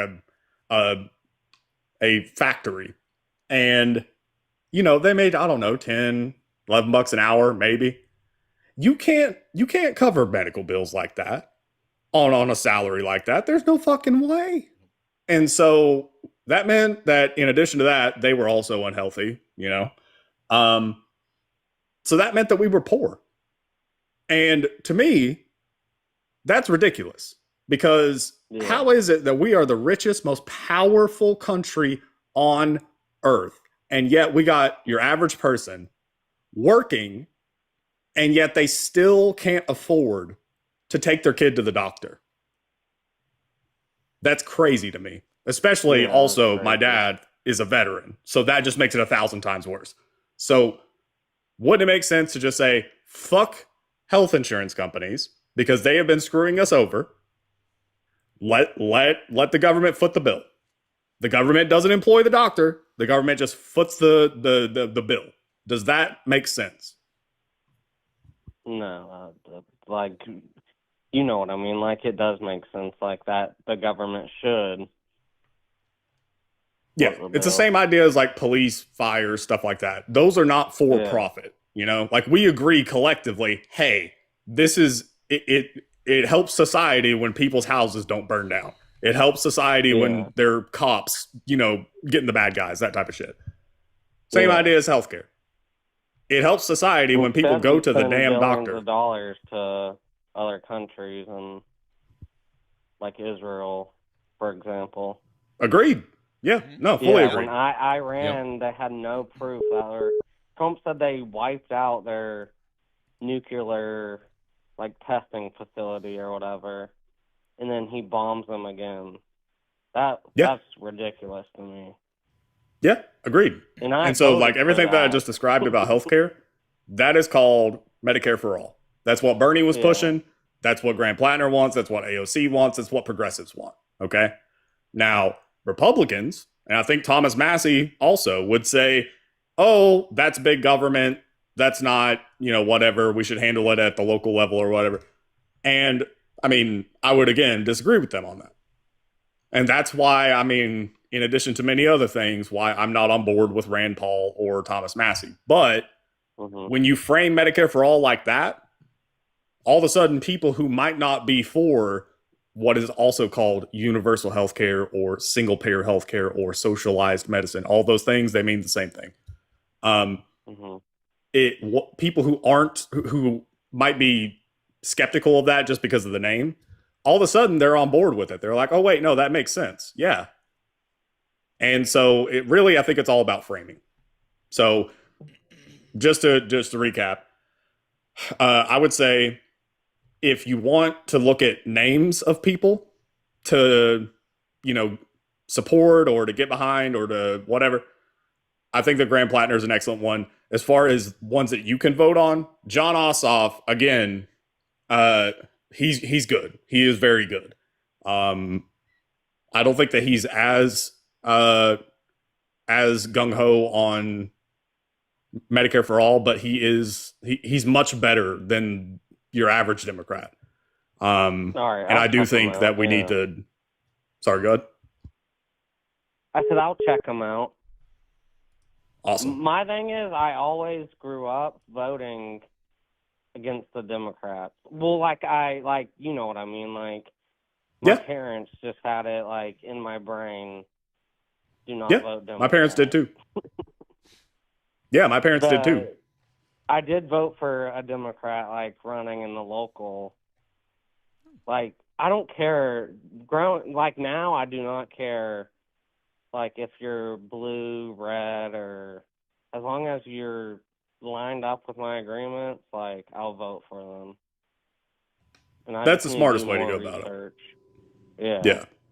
Yeah. I mean, I would say, I don't look at the parties. Yeah. I know my parents were the same way. They grew up and, they would tell me the Republicans want to lower taxes, Democrats want to raise taxes, all that shit. And that's the super simple understanding of the parties. And they supported Republicans of my entire childhood. And I guess, I'd turn around and as an adult, look at how they suffered and sacrificed and what they did and look at all that and then look at them voting for Republicans and just ask, like, okay, but what did that get you? What did voting for Republicans all your life get you? Well, I feel like a lot of Republicans, especially Trump, has, like, false promises. It just sounds good on paper, but, like, look where we're at now. Yeah. But I mean, that's the problem. My thing is, Joe Biden was not the greatest president, but I don't know. Like, I'm just I mean, like, I understand when people say that Biden wasn't great because, again, I was not like a simp for Joe Biden by any means. I criticized him a lot, but given the choice, I'm going to pick the one that doesn't suck as much, right? Like, I mean, it does come down to lesser of two evils, and that sucks, and that's, we need to change that, absolutely. But, we have, I guess, immediate goals, long-term goals. It's like, well, I'm not gonna do this because I need to be working out. And it's like, okay, but when are you gonna start working out? You don't even have a gym membership yet. Like, you gotta think in the now before you can even consider planning long term. So I mean, as far as Biden goes, yeah. There was a lot of stuff. I'll defend Biden on certain things. I will give him credit on certain things, but other things, I wouldn't say criticized Biden him. was, like, the worst president. Like, some MAGA people do. They just hate on everything Joe Biden. What about Joe Biden? Like, we're over Joe Biden. Yeah. We're on Trump right now. Yeah. And why I voted for Trump, like I said, I should have done more research probably, but it sounded good. Just, like, on paper and stuff, but it's terrible right now. That's the most dangerous thing with Republicans is that a lot of their policies, they can fit onto a bumper sticker. They're easy to describe. They're easy to remember. It's like America first. Okay, well, yeah, that sounds good. Okay. Well, that's one. What does that even mean, though? Voted for him is America first, and that's not what we're getting right now. Yeah, and I think that. Good. Look how many, like, Americans are struggling. Gas prices and just everything. Housing is up. Yeah. Those are false promises. Yeah. Absolutely. But the thing is, sorry if I say her name wrong, would Kamala that's right. make it any better, do you think? I think that Kamala would have at worst kept a lot of Biden's policies. That's at worst. At best, more than likely, she would have done some more things to make some progress on certain issues. I think that she was kind of fucked over in a lot of ways because of like timing and all that other stuff. I do agree on that. Like I will personally, if there's any one person that you can point the finger to with that election, it's Biden. It's not Harris. I mean, sure, you can say that, well, Kamala Harris shouldn't have hired these consultants to do her campaign. Fully agreed. Yeah. But also, Biden fucked her over. On that first debate, that really like messed her up. Is Joe Biden's first? Oh, 100%. That, to be clear, I guarantee the reason why it was scheduled that way, where he had that debate and then there was like 2 months and then Kamala had the debate, that was agreed before he stepped down. I bet that they did that intentionally, that there were people who were doing the negotiations who were like, he's about to bomb hard and then we're going to have to scramble. So I mean, that's my, I guess, tinfoil hat conspiracy theory. Yeah, I feel like Kamala's debate against Trump really like saved her, kind of like her whole campaign, because Trump looked kind of dumb up there. Against her. I mean, that's the sad thing, is that she destroyed him in that debate. Do you know who else did that? Hillary Clinton. Hillary Clinton destroyed Donald Trump in both of the debates that they did. I couldn't vote then, but I still supported. That's when I was like hardcore. I was just young and dumb. I mean, yeah, Trump, no, that's fine. Like everybody's young and dumb at some point, so like I get it. But I mean, you know, I guess it goes to show that debates don't necessarily help someone; they can only hurt someone. But yeah, I mean, I'd say go check out John Ossoff, go check out Grant Plattner, go listen to Bernie Sanders talk back in 1994 about billionaires, because it's exactly what he sounds like today. Progressives are the way to go. Republicans now, they only want to hurt you. Yeah.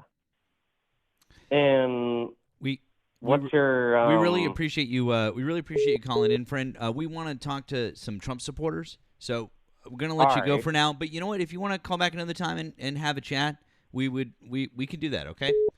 All right. Sounds good. Okay. You have a good one, man. All right. Bye. Take care.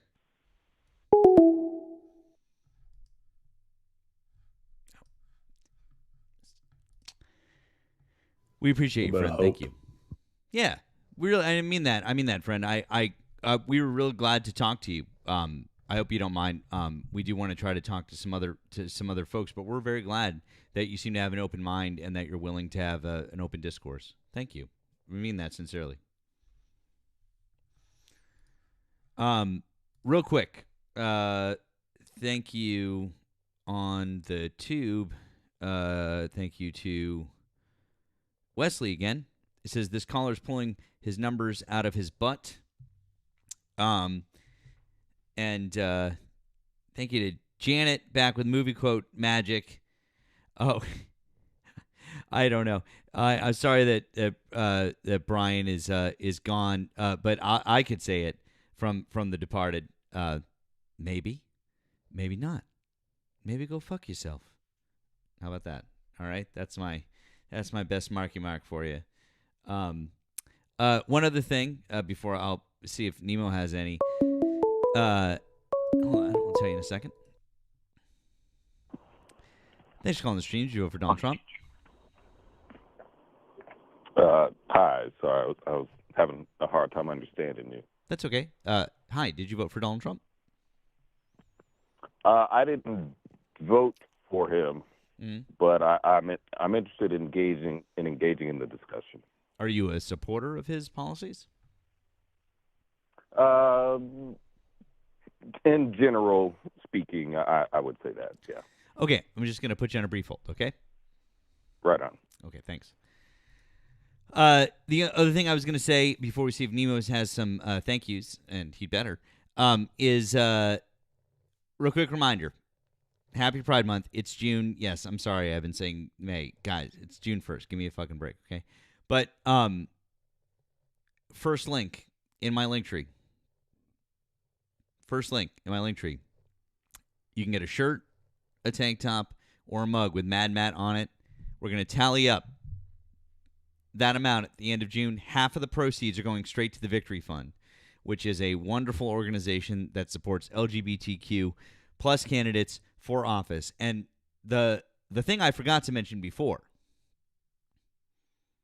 is we will be making that donation in the name of Charlie Kirk. Just for our friend, tax guy over there. Just for him. Because we represent. Okay? So, yeah. Carry the flame, guys. Nemo, do you have any, friend? Yeah, I've got one. Janet, thank you for the PayPal. Said, hi guys. Have you seen info about the 2027 National Defense Authorization Act draft, specifically Section 224 about integrating U.S. and Israeli militaries? So I haven't seen that part. Not surprising. Yikes. I don't like that at all. That's why we need to we need to pack Congress as much as possible. All right. Let's go. Paul, I love the Queens right back. Love them back, friend. All right, let's see what we got here. Caller, thank you for holding a moment. Could you tell us your age and state, please? I'm in Texas, and I'm 37. Okay.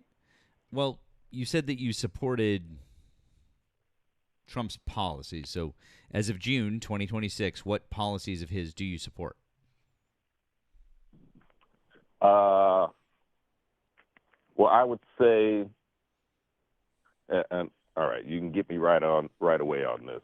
I'm fairly ignorant of any of the particular things, but just to give an example, most people, let's use the immigration thing and deporting undocumented workers or undocumented migrants, I should say. And that being something that was platformed, he platformed that, and that's something that people seem to support when they voted for Trump. And so then that's happening. And there seems to be a fair amount of consensus about the fact that it's happening, that it's a good thing. And so when I say that I support Trump, really what I support is what is true and what is not true. Like, we have to have some truth claims. And mostly what's said about Trump, a lot of that stuff has not really definitively been proven. And so when I started looking more into the basis of the claims, and I wasn't able to find the... So do you not support his policies, or what? I'm confused. Well, I support the idea. I definitely support the immigration policy. I definitely support the idea of trying to cut government spending. Then why would you vote for Donald Trump, the man who single-handedly added 25% of our national debt, the most by any president in U.S. history?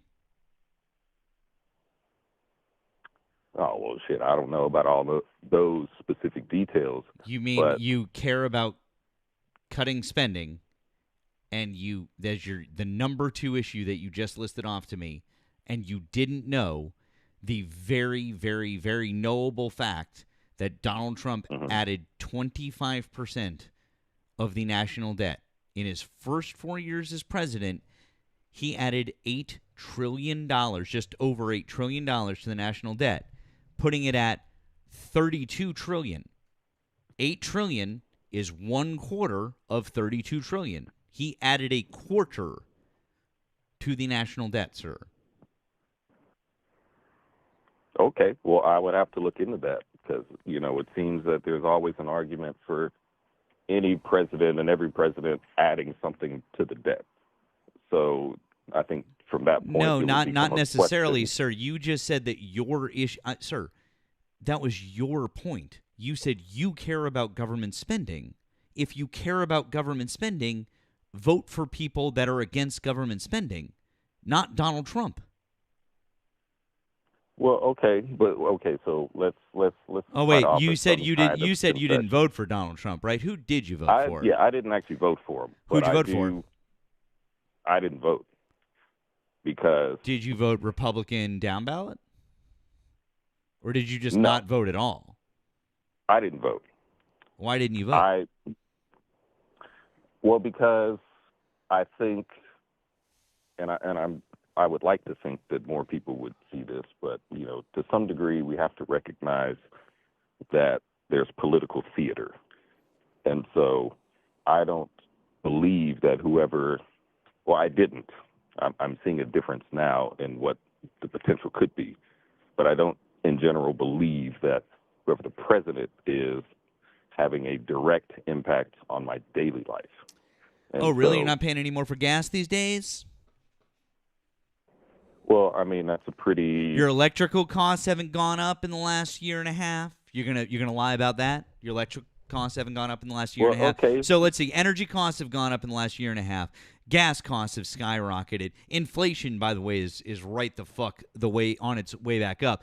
All of the tariffs increase prices on everything, like across the board. Did you just Excuse me, sir. say Excuse on me. its I'm way literally. back I'm up? trying to explain. What? You said the inflation is on its way back up. Yeah. Yes, it's rising. It's rising again. So that means It means it's that it higher went than it down. was when Donald Trump took office, and it's on its way back up. Yeah, it was back down. Joe Biden did an incredible job getting it all the way down from 9% to just under 3%. He got it to 2.8%. That's amazing, right?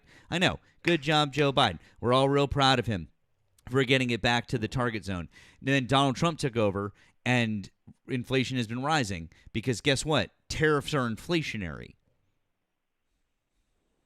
Right. Okay, so the reason I called Okay. is because there was a number available, so I appreciate you willing to engage in the discussion. What I was hearing right before I was on the call and what I'm hearing right now are some of the most common rhetorical talking points. These aren't rhetorical talking points. These are facts, sir. I'm so sorry that you disagree with facts, but that might be your problem here. Well, wait.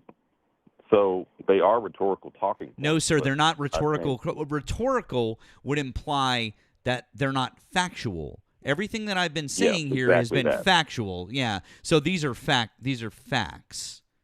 Okay, well, let me respond to one If of you those maybe what you meant to particular say was what you meant to say is it's rhetoric, not rhetorical. Is that what you meant? Okay, I'll concede that point. Okay, great. But it's still not rhetoric. They're still facts, but I think that's what you meant. So anyways, everything I've said is facts, and I can back every single thing that I just said up with a source. So, again, I don't know what you're getting at, sir.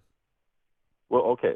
So let me respond to another particular one that comes up, like gas prices. So to me, when I'm saying that is a big thing that comes up in the discussion on evaluating Trump or evaluating whoever is in office, you talk about prices of this, that, and the other. Like these, that's what I mean. So those are all rhetorical talking points.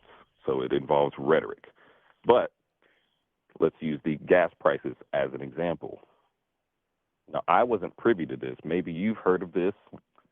I'm asking genuinely, but something I heard recently was that it is at least possible that some places, especially Democrat-run places, will artificially inflate gas prices and or another friend. Well, no, I'm just asking if you've heard that before. I'd never considered that, but why would they have you artificially ever- inflate it? Fuck would they do that? Well, because again, we're talking from the realm of rhetoric. Oh my god. If you, well, okay, so all right, so then let's ask this question then: are gas prices higher in a larger city or in a more rural town? Oh my god. They're higher in a larger city. Do you know why?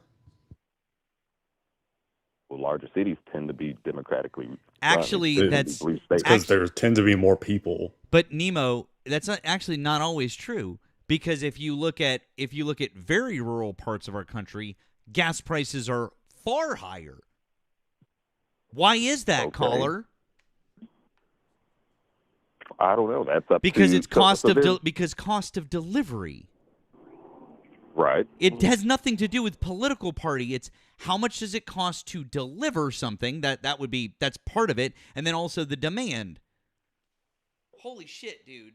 Jesus Christ. Well, yeah. So there's going to be less demand in the rural areas, theoretically.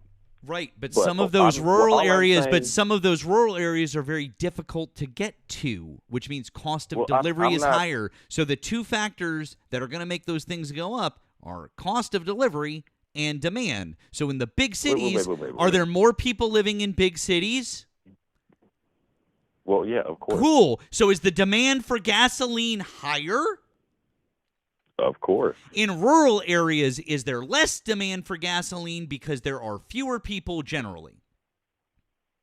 Of course. So on the average, it is lower, but when you get in certain rural areas, for example, Alaska is a perfect example where you are going to pay very high gas prices in rural areas because it is difficult to deliver the gas there. So those are your two factors. Got it? Right.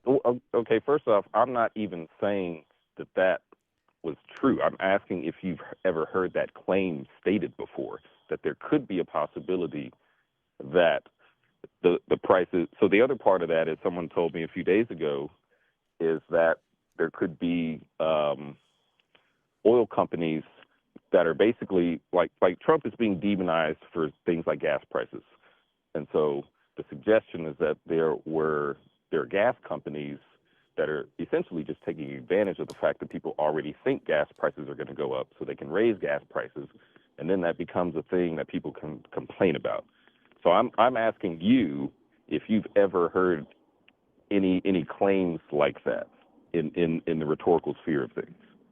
I'm not saying that these things are true. I'm asking, are these arguments that you've heard before? I mean, your first one, no. Your second one, I've heard that as like I don't know, some kind of like cope argument. So the first one, I mean, it doesn't really pan out. So the first one, the law of economics would apply here, right? So in a major city, there's more people, meaning there's more demand, meaning that there's typically less supply, meaning that prices are going to be higher for whatever it is, right? Cost of living, higher. Mm-hmm. Okay, that means that the prices, your average price for a thing in that area is going to be higher. A gallon of gas in New York City is way more expensive than a gallon of gas in Atlanta, right? Both of them are major cities. So, and both of them are blue, right? But why is it that New York City gallon of gas is, I mean, God, I don't know how much that is, versus Atlanta? And I mean, to Matt's point about the rural thing, so somebody in the chat had mentioned Utah as an example. I looked up the average cost of gas for a gallon of gas in urban Utah, so like Utah major cities. So Salt Lake City, Provo, Ogden, Logan, St. George. So that's going to be looking at for let's use the middle one. It's going to be Logan. Okay. So Logan as an example, 457. And just so you know, I'm being honest here. Salt Lake City is 444, but I'm going to pick the middle number just to keep it fair. Yeah. So, Logan's 457 a gallon based on a quick search. Rural Utah, middle of nowhere, 486 a gallon. Now that doesn't make any sense, right? Because if it's in the middle of the nowhere, it's not exactly like you got a whole lot of demand, but to Matt's point, it's way more difficult to get that gas to those areas, right? So that's how that works. That there's a balance there. I guarantee that if I were to look up like suburban areas, so somewhere that's maybe an hour away from a major city, something tells me that area would be lower than the urban and also still lower than the super rural, as an example. But there's still a balancing act to it. So right. That's the point that Matt is making, is as far as like how that dynamic is playing out. So that first point about, well, Democrat-run cities or Democrat-run areas have higher gas prices because they want to discourage people from driving because gas is bad for the environment or something like that. That's just silly, right? Like the closest specifically what I heard. Was that not what your argument was? Well, not the part about the environment, but okay. I'm sorry. I misunderstood. What you just mentioned, to the part to what you mentioned, there supposedly was a claim that. So I was having this discussion recently. I brought up the gas price thing for two reasons. One is I wouldn't even make the claim that whoever is the president is directly responsible for the gas prices in localized areas. I would agree with you. Broadly speaking, I would agree with you. Okay, so that's something. That's why I was talking about the rhetorical talking points, because you can point to gas prices, and you can say Trump did this, whatever, blah blah blah. There's a reason why the left is saying that, and it's not just because, oh, hey, Trump's in power, and now we get to blame him for gas prices, right? So. Okay. Broadly speaking, you are correct that a president doesn't have like a button on his desk that's like, make gas cheaper, because if they did, they would always press that button, right? And gas would always be cheap. For groceries. For gas, groceries. Correct. Like the things that typically come up. Yes, correct. So you're absolutely right. There's not a make gas cheaper, make groceries cheaper button, because they would always press that button. Mm-hmm. But there is a make gas more expensive, make groceries more expensive button. It's called war. So that's the problem. And also tariffs. War and tariffs. Okay? So tariffs, that's an import tax, which depending on the type of food we're talking about, that's going to affect it. So coffee, we import coffee, right? Because we can't grow it here.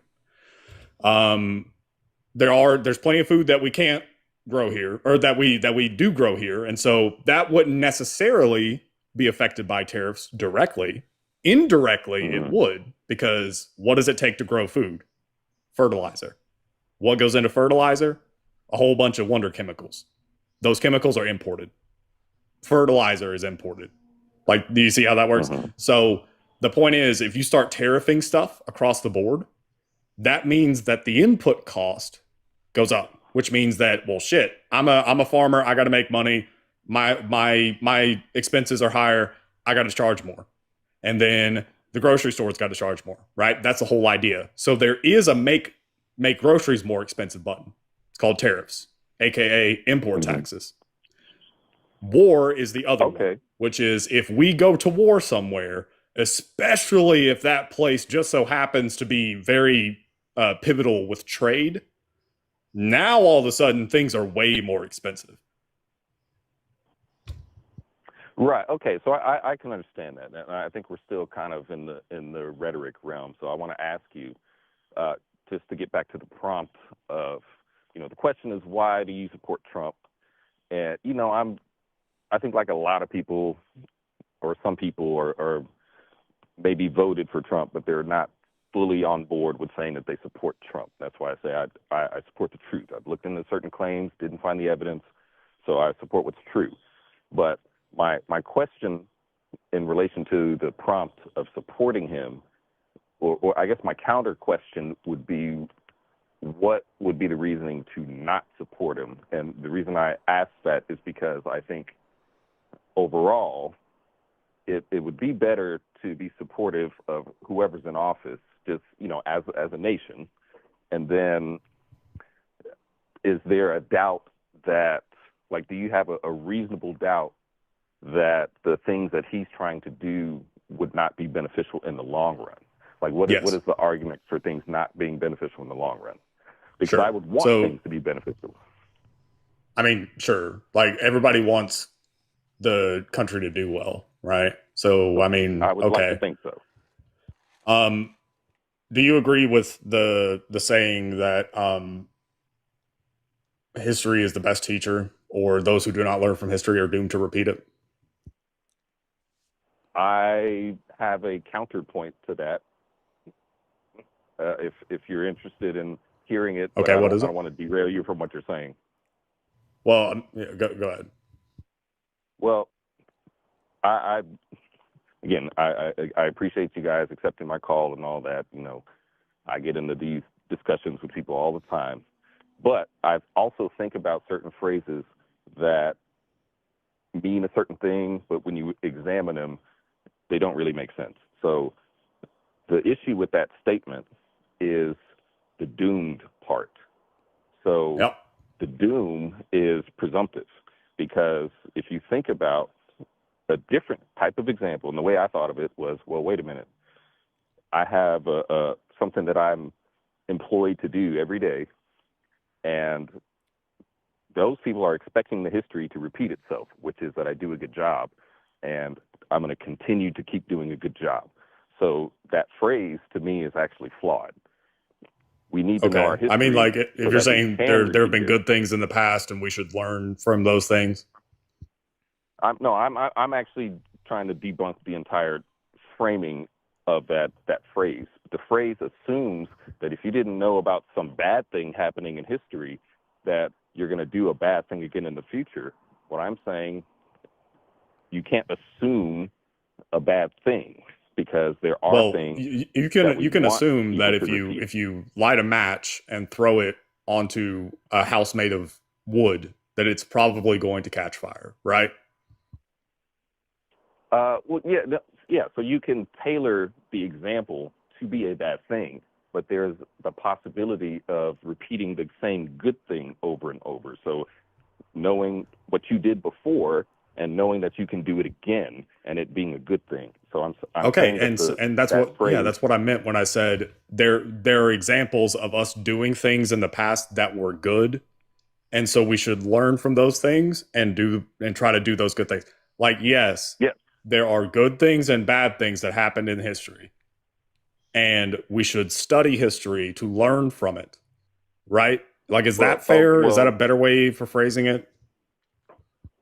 I mean, yes and no, because I'm actually was speaking more of in like a personal sense. You know, again, okay, I'm talking about in a societal sense. Okay, well, okay, I'll go along with it because I want to hear what you were about to say. Okay, so yeah, I'm talking about in a broad societal sense, because we're talking about politics, right? We're not talking about personal choices. So anyway, and I can go with as that far too, as I want to hear what you have to say. As far as like learning from history, in the past, we have done what Donald Trump is currently doing, which is tariffs. We have done massive tariffs before, across the board for all sorts of different shit. We did it with McKinley. We did it with Hoover. And in both cases, bad things happened. Bad things happened. So the reason why is because what? Can you maybe give me just like a quick example of like when you're saying bad things from that time? Sure. So in the case of McKinley, there was, I think it was the Panic of 1898 or 92, I think. Maybe it actually might be 96. It was during that era. There was basically an economic shock. And also the way that McKinley used tariffs was vastly different from how Trump is using tariffs. But ultimately it pissed off the rest of the world. It pissed off our trading partners. And it was different at that time because we weren't a global power at that point. Now, the really obvious one is with Hoover. So Hoover, he did blanket tariffs. This was done in 1932. And the tariffs, this is called the Smoot-Hawley tariffs, or Smoot-Hawley Act. Okay? Okay, I'm just trying to look this up. Sure. So Hoover did that. Now, the idea behind it was, hey, we're going to tariff all this stuff, and that's going to stimulate our domestic economy, which was hurting at the time because we were basically kicking off the Great Depression. And that was the logic behind the tariffs. Now, what happened was it worsened the depression. It did not stimulate our economy. Because if you want to stimulate an economy, you trade. That's how you do it. Okay. People were saying yeah, 1930. Yeah. I was off by a couple years. Sorry. 1930. Okay. So I'm interested in all this. You're pointing out some things that obviously I don't know about, so I'd have to look it up later on. My That's thing fine. with discussing this is, I feel like, well, not even I feel like, I know that there are multiple avenues, just like we were able to agree that Trump is not, he doesn't have that button to immediately lower gas prices or grocery prices, right? So that kind of entails that he wouldn't be directly responsible, So if he doesn't have a button to lower it, he doesn't necessarily have a button to raise it. Even Well, I think we though established that he does, though. Well, we can argue that. I want you to argue to me how war and tariffs do not raise gas prices. Well, I can't argue that specifically, other than what we agreed upon, which is that the president does not have direct control. No. Take the president out of it. How is it that gas prices can drop when we are at war with a country that basically controls about 20% of oil? Well, when I had this, I'm just trying to engage in the conversation. When my friend told me the thing I was telling you about earlier, that person mentioned that we don't even really we know we've had some conflict going on with Iran, right? But that's not where we get our oil. So if oil prices or gas prices are going up because of our conflict with them, but that's not who we get our oil and gas from, then it kind of is, though. We don't literally get it from them, but do you know what globally traded commodity means? Do you know what that means? Not exactly. Educate me. That's fine. So a globally traded commodity basically just means, hey, this is the price of whatever thing we're talking about. So it's like more or less, this is the product. It's the same no matter what company is doing shit with it. And so that is going to be the price of it, right? So for instance, grain would be an example, right? It's not like you can do some kind of crazy proprietary shit to make grain more grainy, It's grain. That's just what it is. Same thing is true with helium or fertilizer or whatever the fuck, right? Oil is one of those. Oil, gas. It's like there are different types of oil, yes, but there's not subsets within those different types. It's like it's this kind of oil, and that's how it is, right? And so all countries have access. Well, not all countries. There's a lot of countries that have access to oil, and they are happy to pull it out of the ground and sell it, right? And so what that means is that eventually the market settles on a certain price. That's the commodity, okay? And so the market price for oil globally is, let's just say, I don't know, $80 a barrel, okay? So if something happens somewhere and the amount of oil available goes down, what happens to the price? Supply goes down, demand stays the same, price goes up. That's how that works. Of course. So that's what's happening right now, is that it doesn't matter that the U.S. is the biggest oil producer, because we are. It doesn't matter because we don't have control of that oil. And by we, I mean the people. Who controls that oil? The companies that pull it out of the ground. And the companies that pull it out of the ground want to sell it. And they can sell it to whoever they want. because we have allowed that. We, the people, have allowed that. We let Exxon sell it to whoever the hell they want. And Exxon looks around and says, well, hey, guys, I know that America wants to keep gas prices where they were yesterday, but they blew up Iran. And now I've got people in Canada who are willing to pay $85 a barrel or whatever the fuck. And so that's how that works. So it doesn't matter that American companies exist with shit tons of American oil, because that oil doesn't actually belong to the American people. I would like to change that, to be clear, but that's how that works. The same thing is true everywhere. Well, not everywhere else, but that's just how it works when it comes to oil.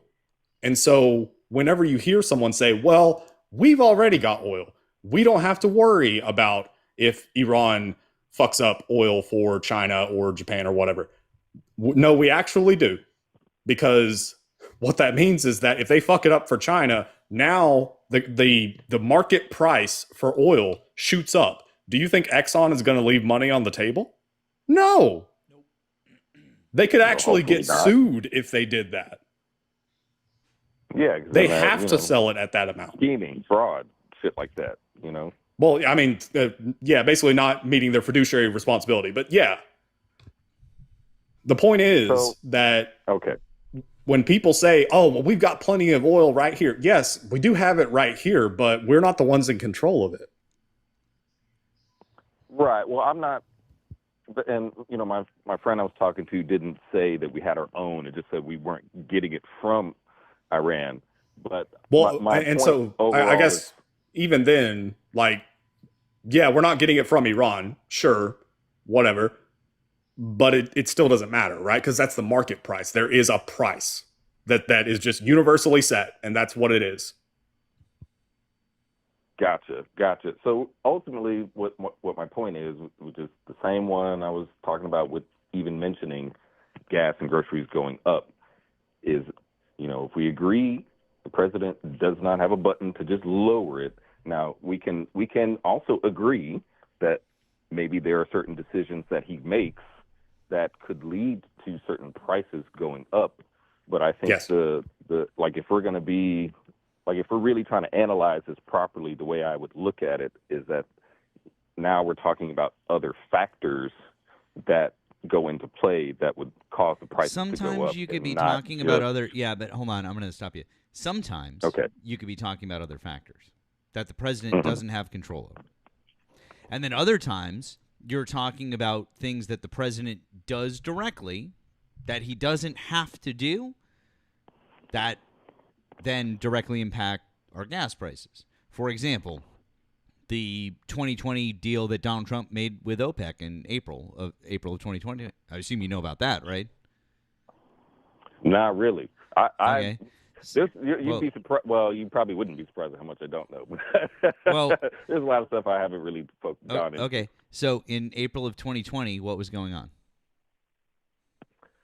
Oh, I mean, everything was locked down. Exactly. So where was the demand for gasoline? Oh shit! I would have assumed I was enjoying not having to drive. There you go. Yeah. Exactly. We all were. It was on the fucking floor. So the price of gasoline was crazy low, which meant the price of a barrel of oil was incredibly low. In fact, the oil was just piling up and piling up.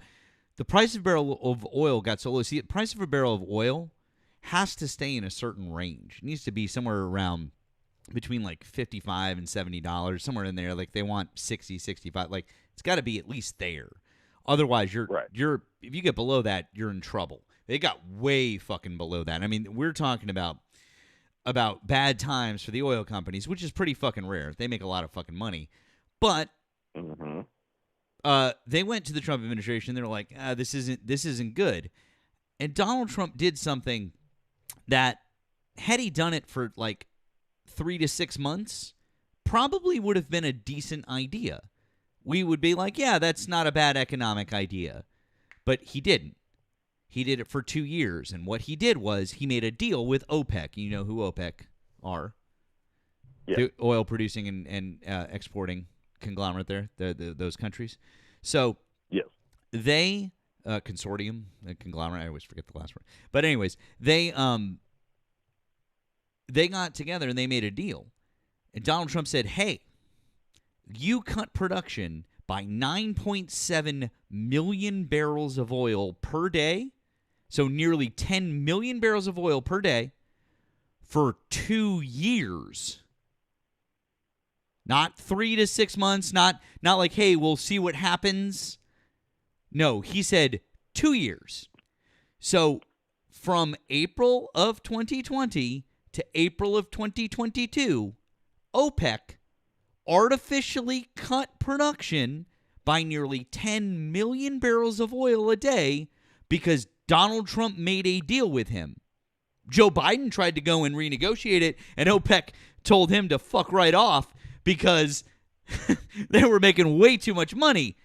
Do you remember, by the way, when gas prices peaked under Joe Biden just for funsies? Do you remember?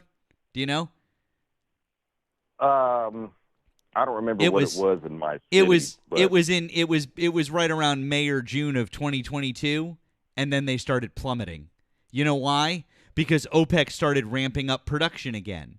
So, if you want to know basically the reason why our gas prices skyrocketed into 2022 and then almost immediately started coming down, it's because Donald Trump signed a bad deal with OPEC.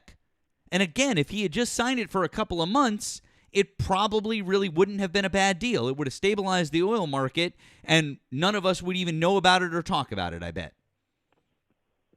Do you understand how that directly had consequences for us? It was a deal he did not have to sign, but he did it anyways. And I'm sure all of his oil buddy friends made a shitload of money. A lot of people around you in Texas made a shitload of money, and the rest of us got fucked. I ain't got no oil money over here. What you talking about? No, I'm just saying in Texas. I'm just saying like in general. I'm not saying you or your. You know what I mean? You know, but all I'm saying we're all in agreement.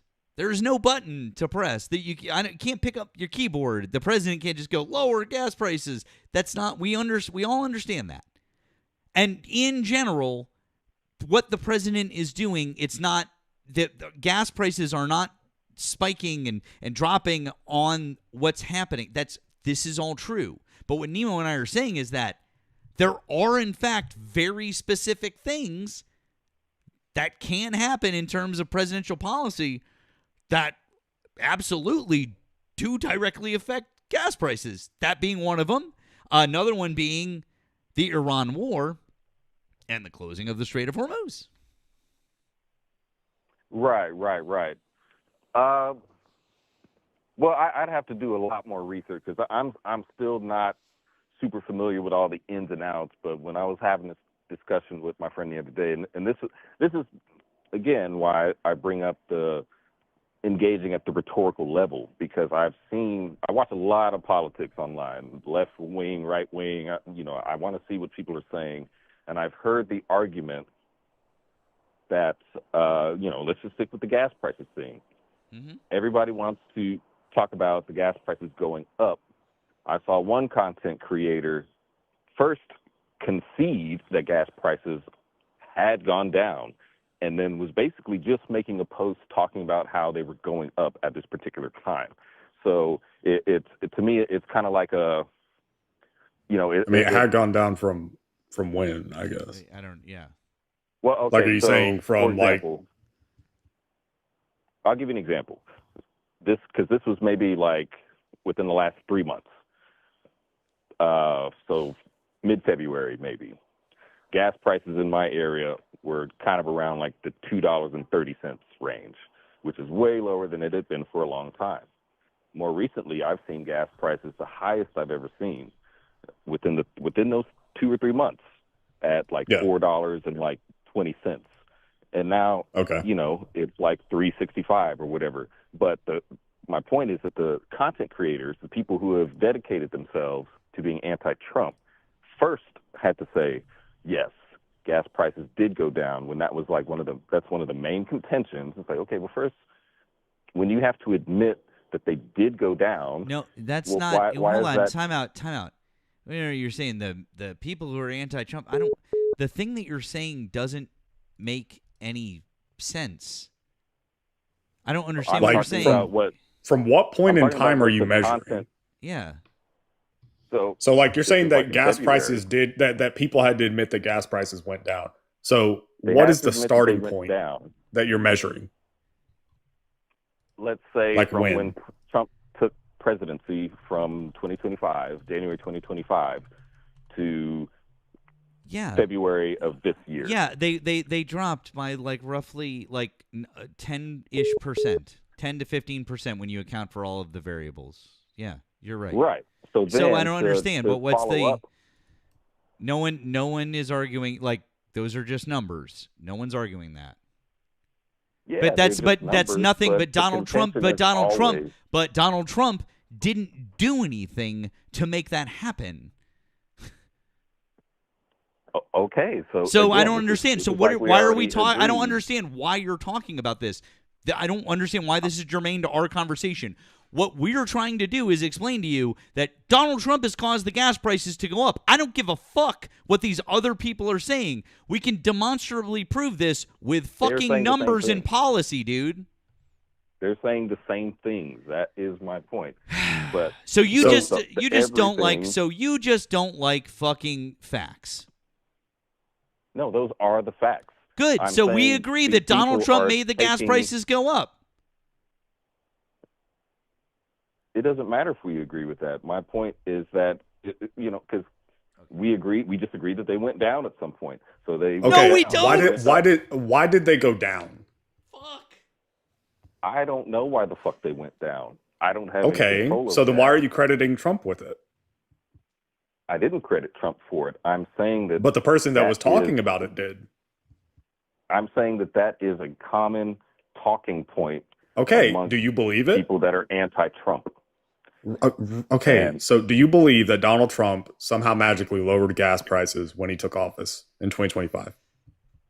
No, I don't believe that. We've already established that we don't think that he has the ability to directly control that within every municipality. Exactly, because gas prices were on a downward trend as Biden left office, as Trump came in. Because things at that point were relatively stable. But that's my point. If we agree that he doesn't directly have the ability, what I'm saying is that it's an issue that still becomes the talking point of a measurement or evaluation of him not doing well as a president. It's like if he doesn't have the capacity to actually directly lower gas prices, then why is it a talking point that when gas prices are up, it's his fault? Because okay, so I feel like this is like the third time that we've done this. So he doesn't have a button to lower it. He does have a button to raise it. Like that's just what it is. Like there's no button that says if I do this, if I hit this button, gas prices go down. Because if that was the case, issue is that it's gone both ways during during his time. So why is he at fault? Why is he at fault when they go up? But he's happy to explain. Happy to explain, because that is why I was asking. Okay, what caused it to go down? Because if you can point to something that's like, well, Donald Trump passed this thing, and then all of a sudden gas prices go down. Okay, well that's an argument. We can at least analyze that as to what that might have an effect on it. Okay, but that's not what happened. What happened was gas prices had been on a downtrend. So to answer your question, how do we know that Donald Trump caused gas prices to shoot up? How do we blame him for the higher gas prices? It's because we know how those gas prices shot up. What happened? Gas prices, like you said, in February, let's just say, I think you said it was like, what, $2.50 for you? Yeah, $2.50, $2.30, whatever, somewhere around there. Exactly. Okay, $2.50, let's just say $2.50 a gallon, all right, in February. Into February, what happens? Start bombing Iran. And then what happens? Iran does the most predictable thing known to man, which is shut down the strait. That means oil supply is disrupted. That means price for oil goes up. That means price for gas goes up. It's no coincidence that I think that this happened on February 28th, right? So if you look average gas price the week before February 28th, it's going to be, like you said, I'm just going to take you at your word and say 250. Then look at average gas price 2 weeks later. Now, if you're telling me that that is just coincidence, I mean, and that the U.S. did not have any involvement there, like one thing that people will bring up about Joe Biden is that, well, when Biden was president, gas was a bajillion dollars a gallon, and what they're talking about is one, the effects of the deal that Matt walked you through earlier when that one ended, but also shit pops off in Ukraine. Russia invades Ukraine. Russia is oil rich. They are a petrol state. They have a fuck ton of oil and they sell it, right? And we didn't buy from them. And the rest of the world basically shut them out. And that caused problems, right? So those two factors caused gas prices to shoot up. Okay? So it's not that the US did anything. It's that things occurred. But people will blame Biden for that. Now, I think it's dishonest to do that, but whatever. In this how case, is that different than blaming Trump? Because in the Biden case, the one that started the war is Russia. In the Trump case, the one that started the war is America. And he did it at his command. Okay, all right. So let's go with that. Again, we're speaking I'm speaking in the rhetorical realm. So I'm just relaying to you arguments that I've heard, and I'm testing to see, how you respond to them.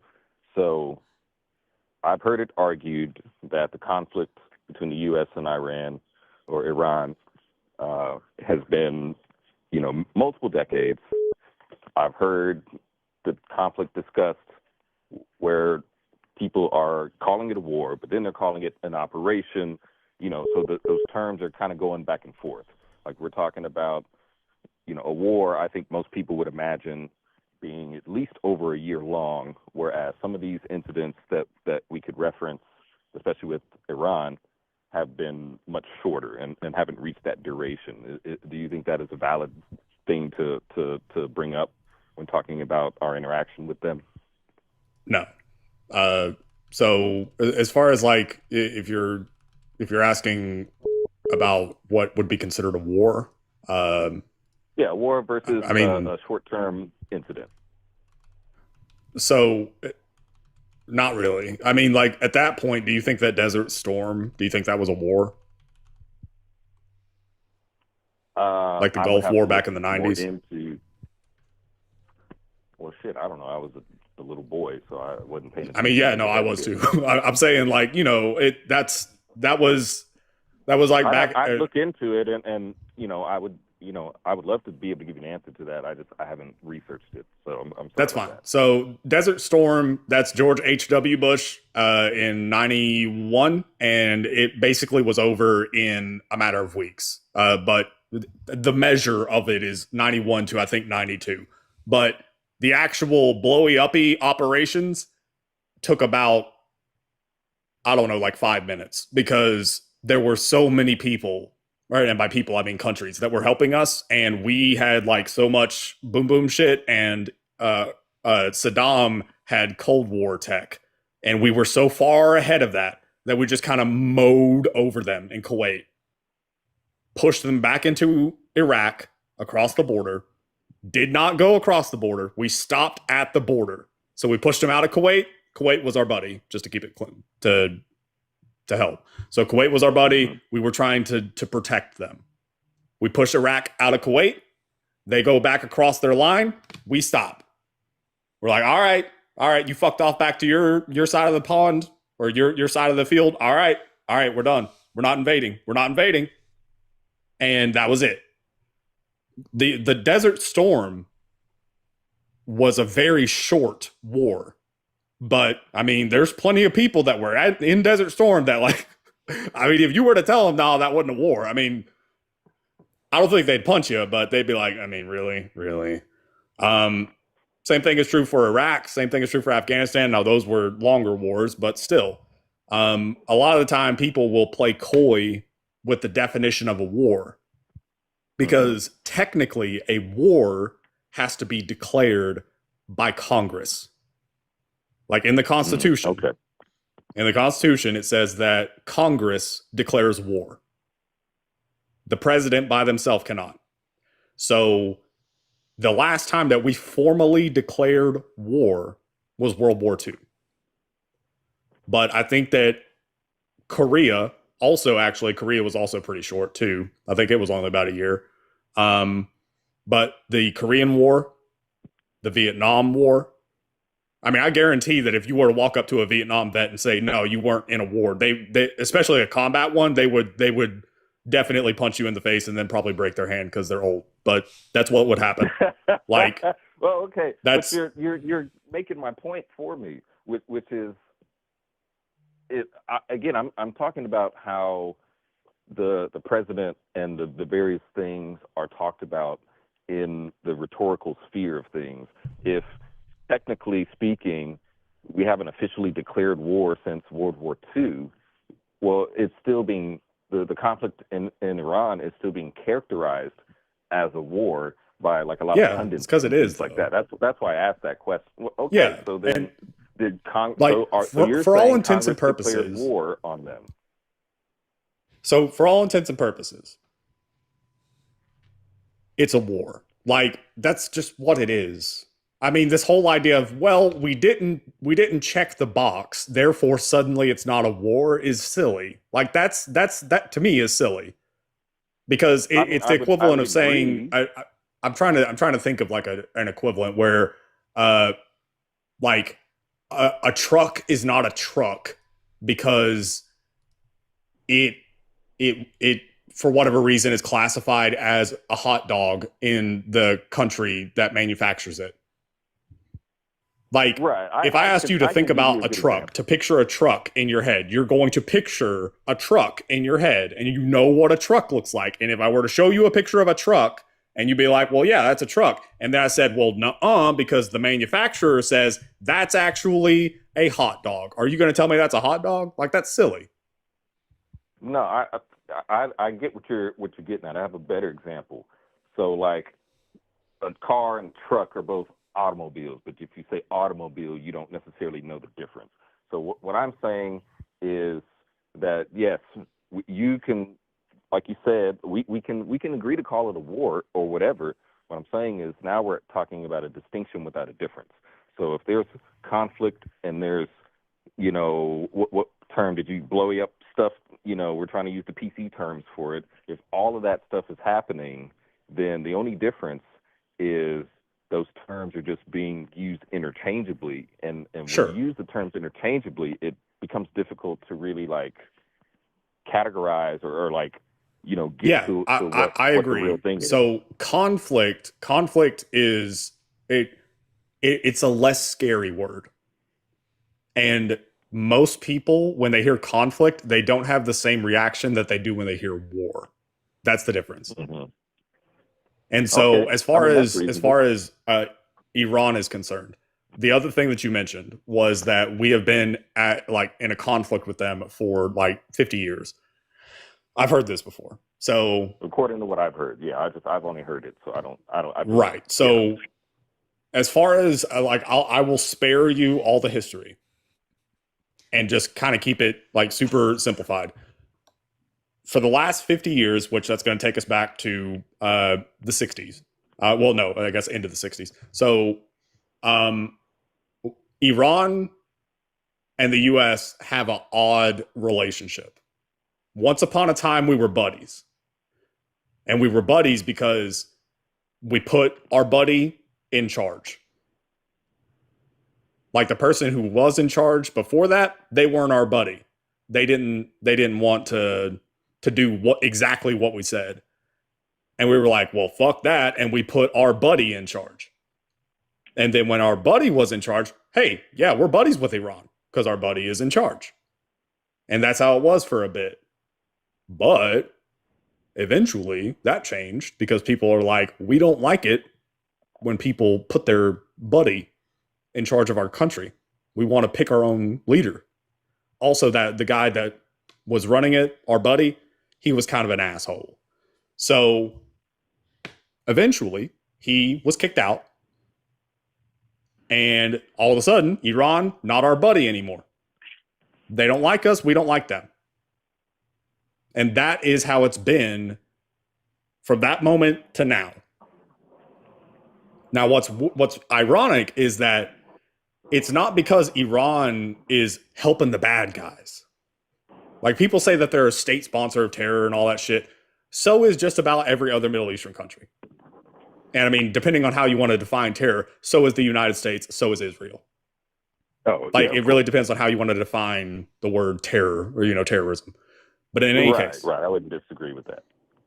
Yeah. So in any case, Iran. I mean, I think that you would agree that ISIS was a terrorist group, right? And they were the bad guys, right? I would agree that that's what we were told. Okay. Again, yeah. Iran helped us fight them. Research on them. Iran literally helped us fight them. Iran literally helped us fight Al-Qaeda. They helped us. Mm-hmm. Now, if they were the state-sponsored terror, if they hated America, which, I mean, they hated America, but if they were like all about, oh, yeah, fuck yeah, we're just going to do anything to hurt America, why would they help us? Like, that's the point. Mm-hmm. Gotcha. So, okay. Trying to figure out how we can bring it back to the actual, because we got off on a bunch of different rabbit holes. And again, I appreciate your time. Thank you so much for accepting my call. I guess I'm just curious. Do you think, just in general, do you think it's better to not be like just for any person living in the United States, citizen or not, just anybody? Do you think it would be better to support the president or be supportive in general of the president than to not be supportive? What is the president doing? Okay, so and the reason I'm asking is because I'm not going to cheer on something that hurts us. Right. Well, okay. So then back to the immigration thing, so the way I talked about it with my friend. No. Hey, hang on, man. Hang on. You asked a question. Yes. Well, question. I know. We don't need any clarification. I know what you're saying. You want to know if it's. And by the way, that's a super reductive way of thinking about it. And it's like, I don't know. Like, as an adult, I don't know why you've made it like that. It's like how my 9-year-old daughter would probably ask. She's like, do you support the president or not, Dad? And I still think that I could probably explain to her the difference between wanting our country to be successful versus supporting the policies of a fucking fascist. So, wait. Hold on. Okay. I'm not. Yeah, hold on. So, if you can't understand the difference between those two things, I don't know how to help you, because the question you just asked is really silly. You don't just support the president or not support the president. Is that a good thing or a bad thing? That's not how it works. Well, well, I know, right? It's almost crazy. It's almost like as adults, we can hold multiple viewpoints and thoughts at the same time.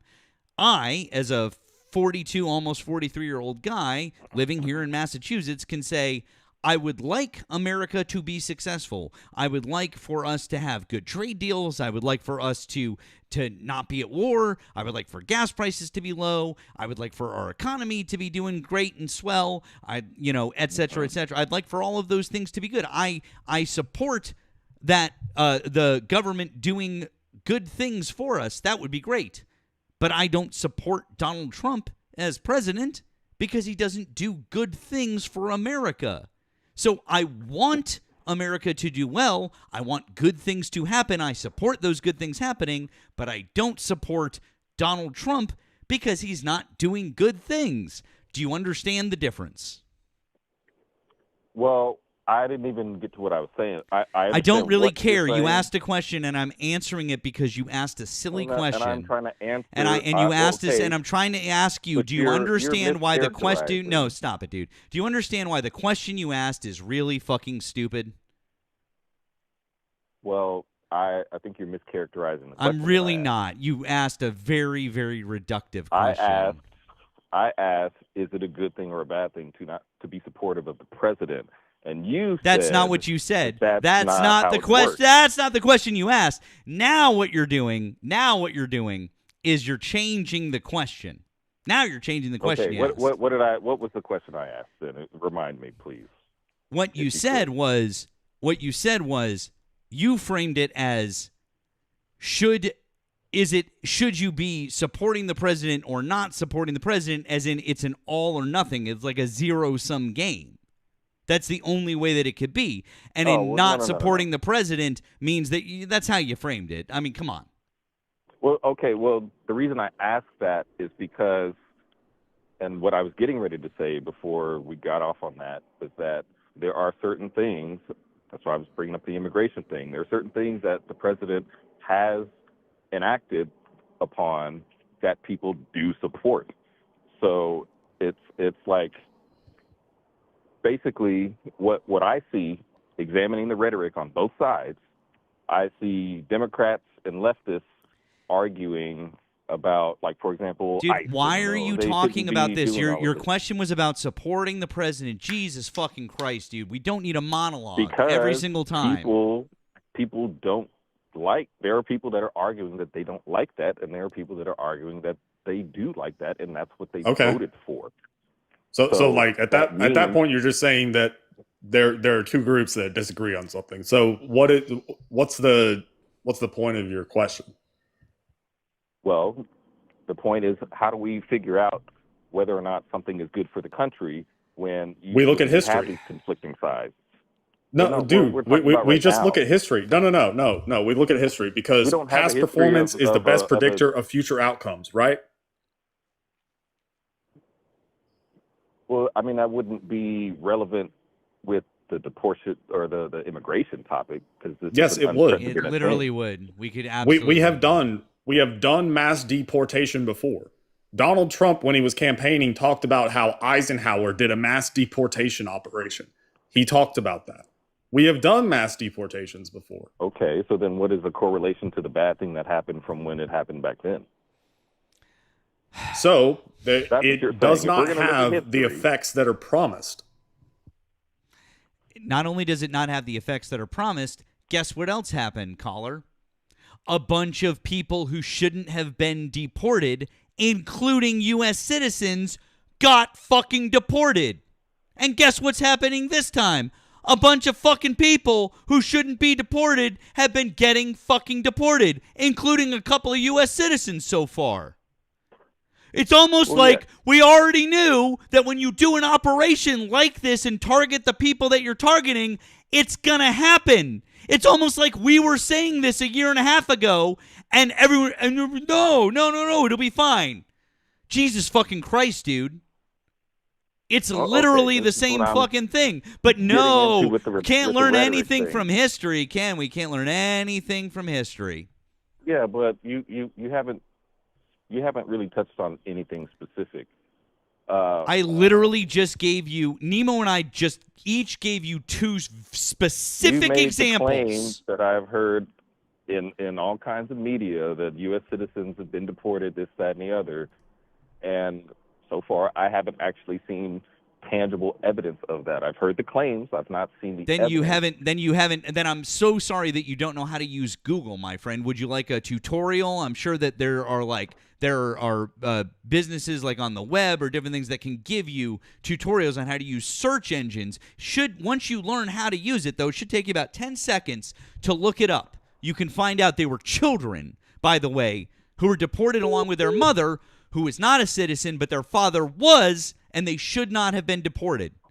You literally could look this up in 10 seconds, sir. But, you know, if that would require you knowing how to use fucking Google and typing it in with your goddamn fingers instead of asking us and wasting our goddamn time. Mm-hmm. Uh-huh. Why are you yelling at me, bro? Because you're acting real disingenuous now. I've heard it, but I've heard it, but I haven't seen it. Why didn't you just fucking Google it? Well, wait. Wait. talking Wait. the Why don't we do things that this? I've Can you seen see the content screen? Can you creators see the talk screen? about. Do you have a second device? Can you see the screen? No, I don't have a second screen right now. I could find one. I mean, I can look stuff up if you want me to look something up. Yeah. For I'm everyone down to do else in that. here, I'm going to show you exactly how easy this was. There we go. And that's great. Here we go. That's it. Got the link. I typed it in. There it is. PBS. Children who are U.S. citizens deported along with foreign-born mothers on PBS. There you go. Boy, that took me so long to find. I literally just fucking typed in 4 words.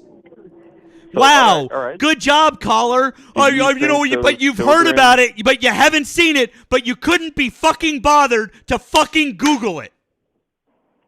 No, that's what I'm talking about. No. You couldn't be bothered to just type it in the Google machine, could you? Well, I'm not talking to you about.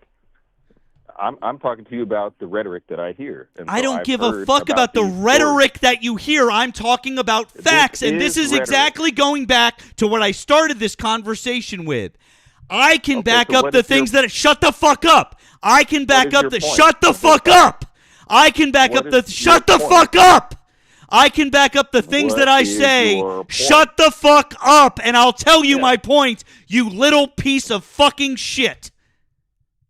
I can back up my points with facts and sources. So can Nemo. When you talk to us, that's what we're doing. It's not fucking rhetoric. We're not doing that. You keep using that word. I do not think you know what it means. Okay? That's you. Stop saying it's rhetoric when it's fucking facts. And if you want to say that you haven't had time to look something really fucking basic up, when we bring up, you're like, well, you didn't say anything specific. Here's something specific. You're not doing your due diligence.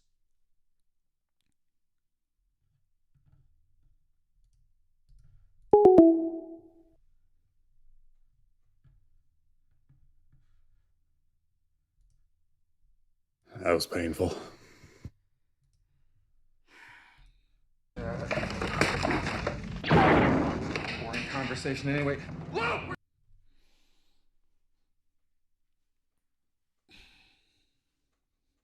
Erika, hi. I'm sorry we didn't get to your chart. That looked really fun, though. Oh, well, that was just Trump's job approval with regards to immigration, which, if it's gone down, means that people don't think he's doing a good job on immigration. So less than 50% of the people thought that wanted him anyway. If it's gone down by 8.8%, then that's significantly less than 50%. Significantly. That would be. God damn it. Yeah, those are likely Latino voters that voted for Trump, and some independents who were like, oh, I didn't know he was going to do this.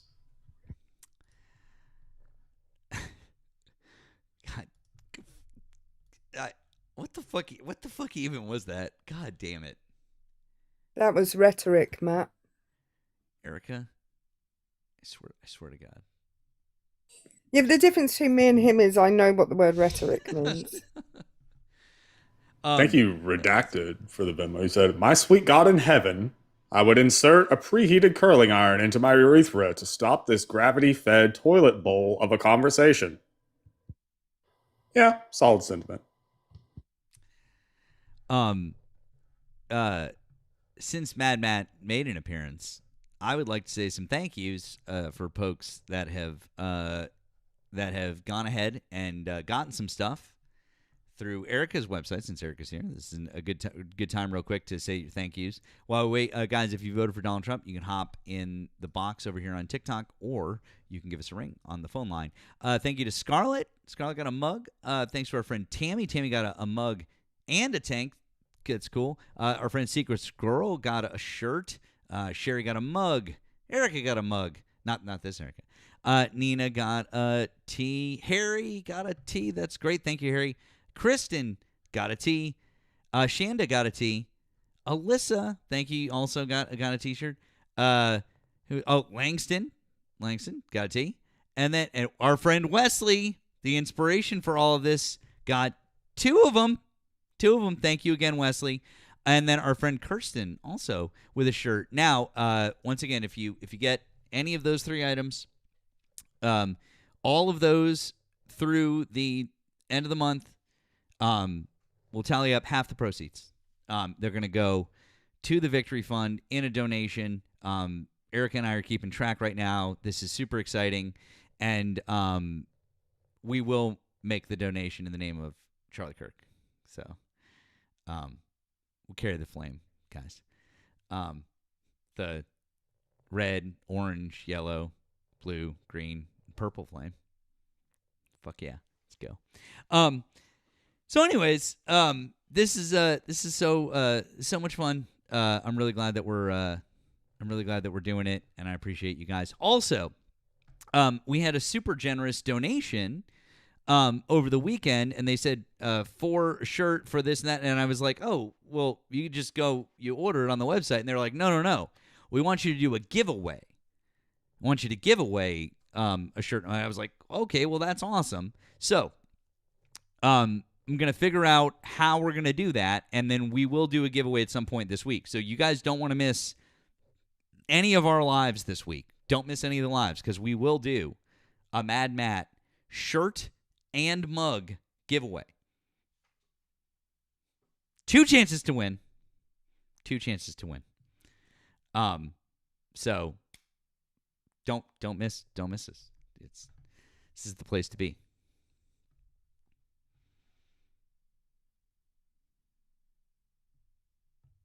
Also, thank you, Tiffany, for the PayPal. So some funds for the left-leaning rhetorical realm. If I hear that fucking word again, I swear to God. Oh my God.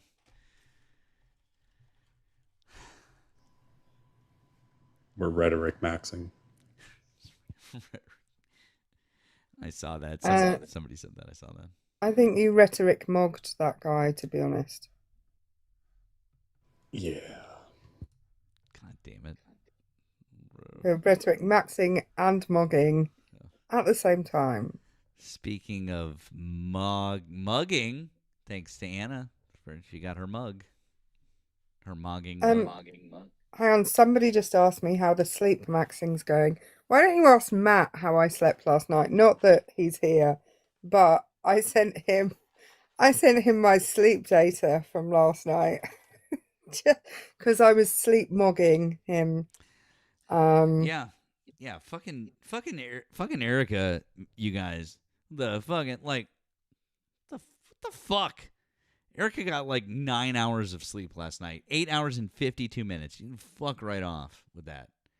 And that was my actual sleep time. That doesn't include any of the little awake time, in the middle of the night and stuff. If I clip that guy, it is only going to be every single time he says rhetoric or rhetorical in a row. Just over and over and over again.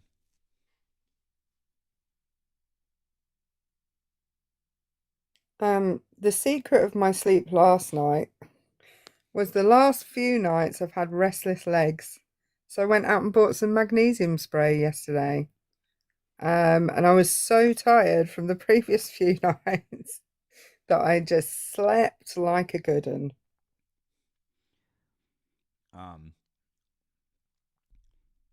Thank you. Also redacted in Blue app. Water is blue and the sky is wet. Rhetorically.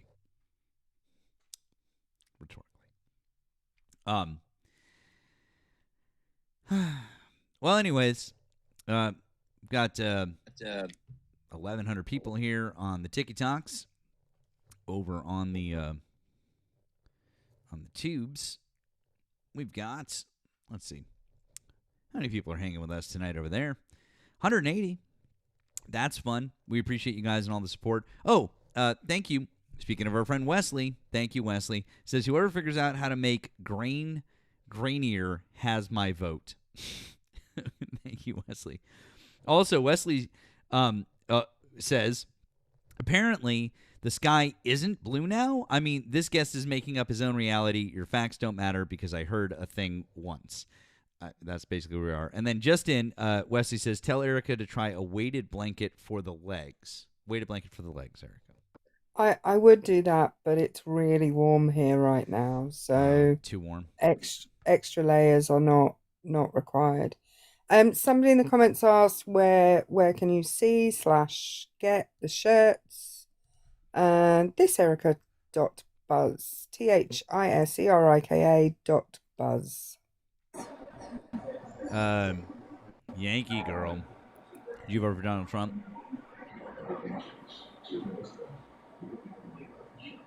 Yankee girl? Okay. Well, that's fine anyways, because I was going to have 2 reasons to yell at you. So only one now. Good times, you guys. Good times. If you voted for Donald Trump, you can give us a ring over on the tube or on the Purple app. If you're over here, you can just hop in the box. Currently, no Trump supporters in the box, so this would be a great time to call. Say hello. People in the comments telling me to drink pickle juice. Pickle juice here is very different to pickle juice there. And also, no. No. I'll drink pickle juice. Fuck yeah, let's go. Our pickle juice is sweet, though. It isn't. We don't. Yeah, you guys, it's true. Yours is a little different. We have sweet pickles, not dill pickles. So, yeah. Boo. Again, the person telling me to put mustard under my tongue. You put some English mustard under your tongue, and we'll see who's crying at the end of it. Like a little bit. Let's see what we got here. Thank you for calling the stream. Did you vote for Donald Trump? Absolutely. How old are you and what state did you vote in? 50, New York. Okay. As of June 2026, why do you still support Donald Trump? Well, he's done a fantastic job with the border. He's taken care of the problems in Venezuela, and hopefully Cuba's up next.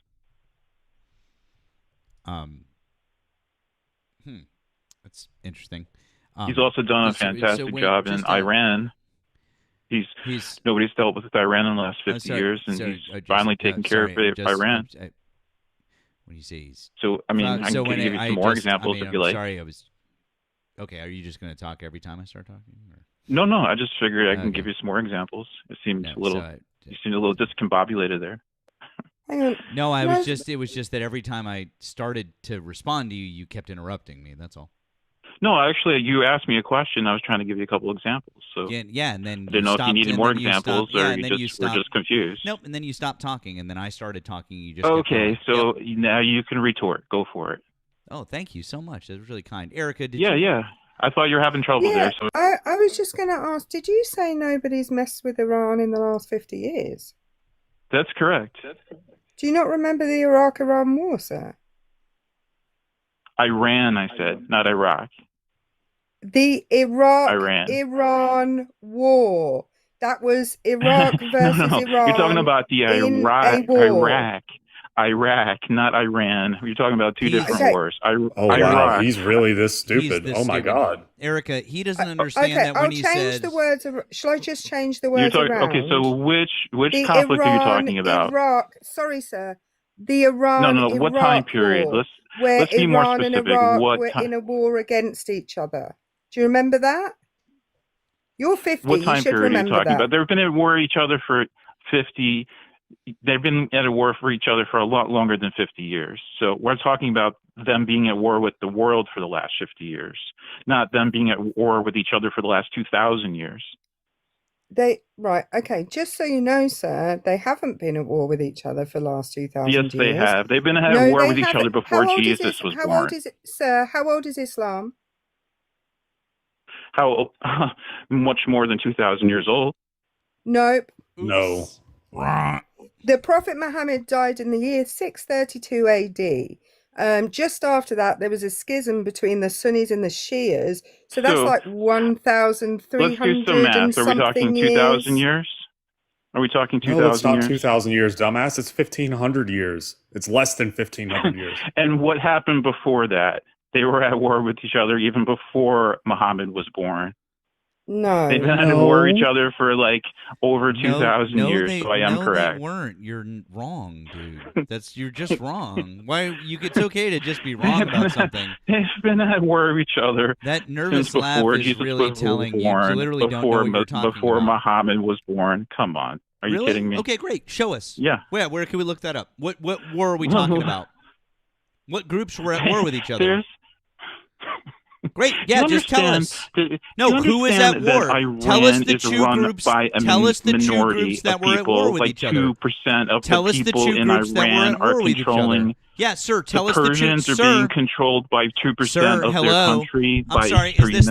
Is this thing on? Hey, can you tell us the two groups that were with the war with each other? 2% of the extremists in their country. Okay, sir, can you tell Majority me 2,000 of people in Iran. Okay. Sir, we got a bright one. Yeah, you have to. The majority sir, you have to. Okay. Yeah.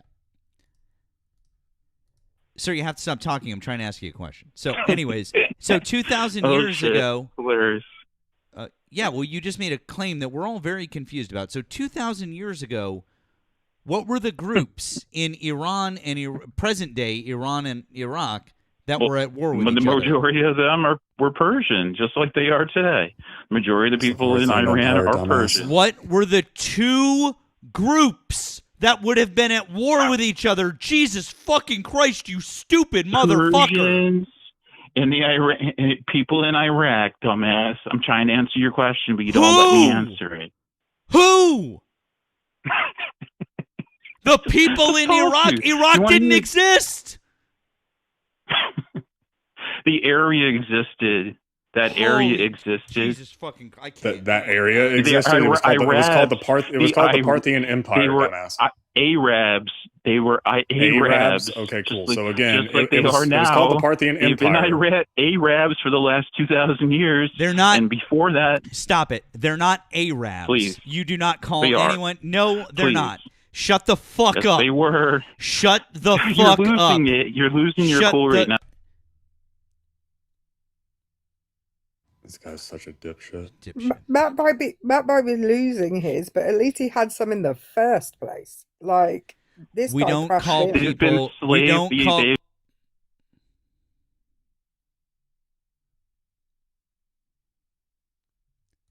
We don't call people They were Arabs. slave traders 2,000 years ago. Yeah, all right.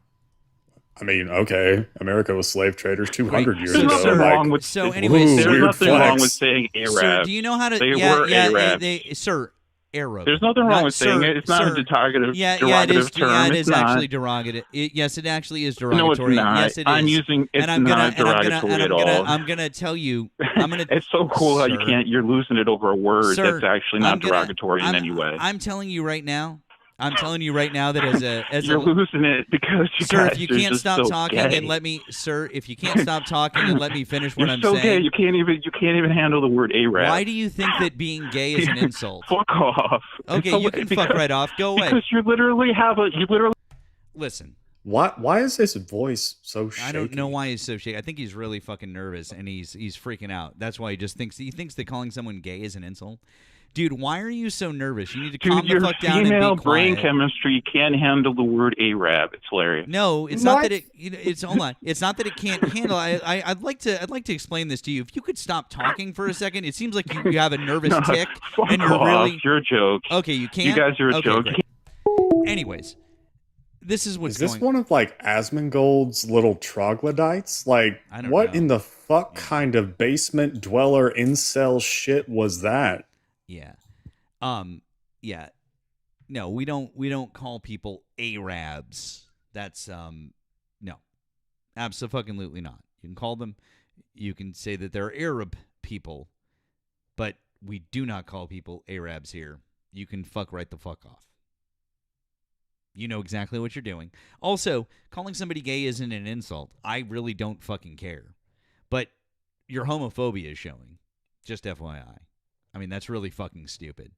Also, I bet you that just inspired somebody to help support the Victory Fund this month. Because happy Pride, you stupid motherfucker.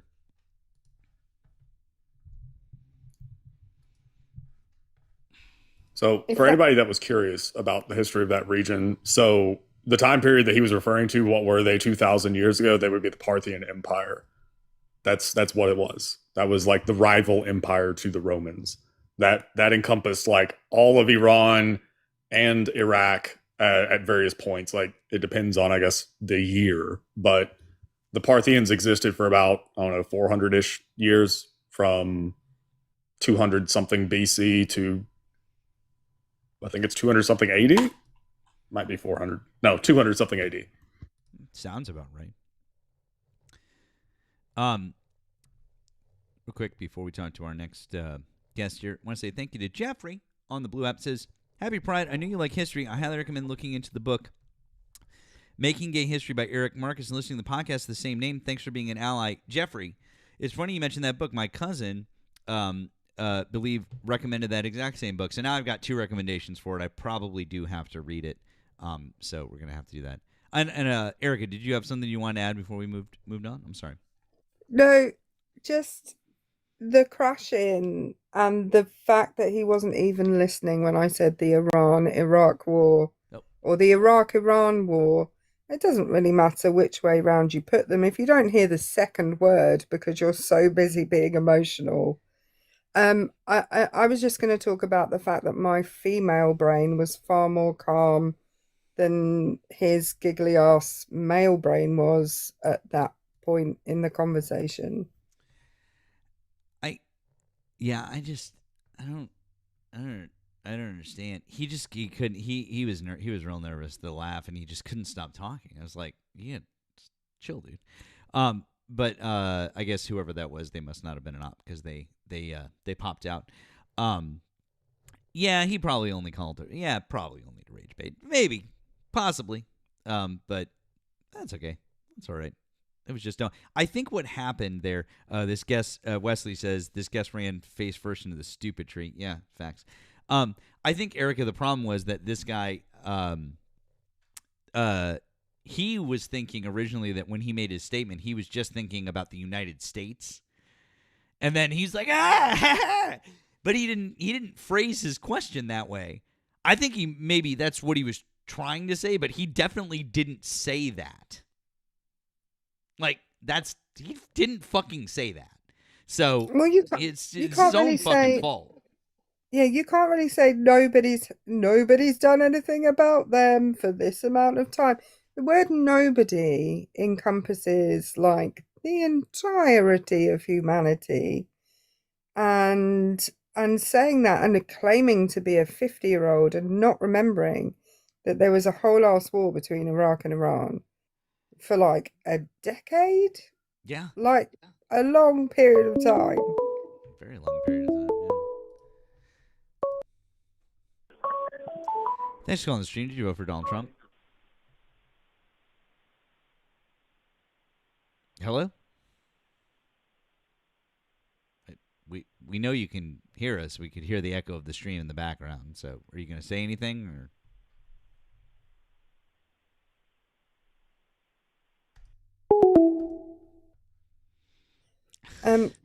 Somebody in the comments just asked me when that was. It was 1980 to 1988, which is definitely within the last 50 years because I'm 47 and I remember it. Yeah. I guarantee he thought you were talking about the Iraq War. 100%. That's what he thought.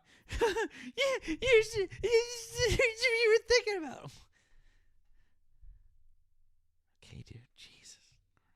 His male brain's going to be punching holes in walls right now. No drywall is safe. True. I really got them. Guys, I really got them. Ma, I got them. I talked to the people on the thing. I got them. You want to hear? I recorded it. I can play it for you. I said Arab in a funny way, and they called me a bigot. Fucking owned liberals. Ma, I want some pizza rolls.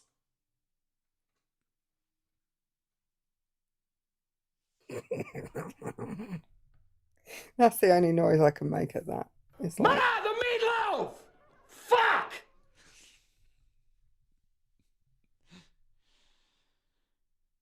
I mean, but like Loki, like no shame to fucking pizza rolls, man. If you're like a little elevated and it's late, like fucking pizza rolls. Let's go.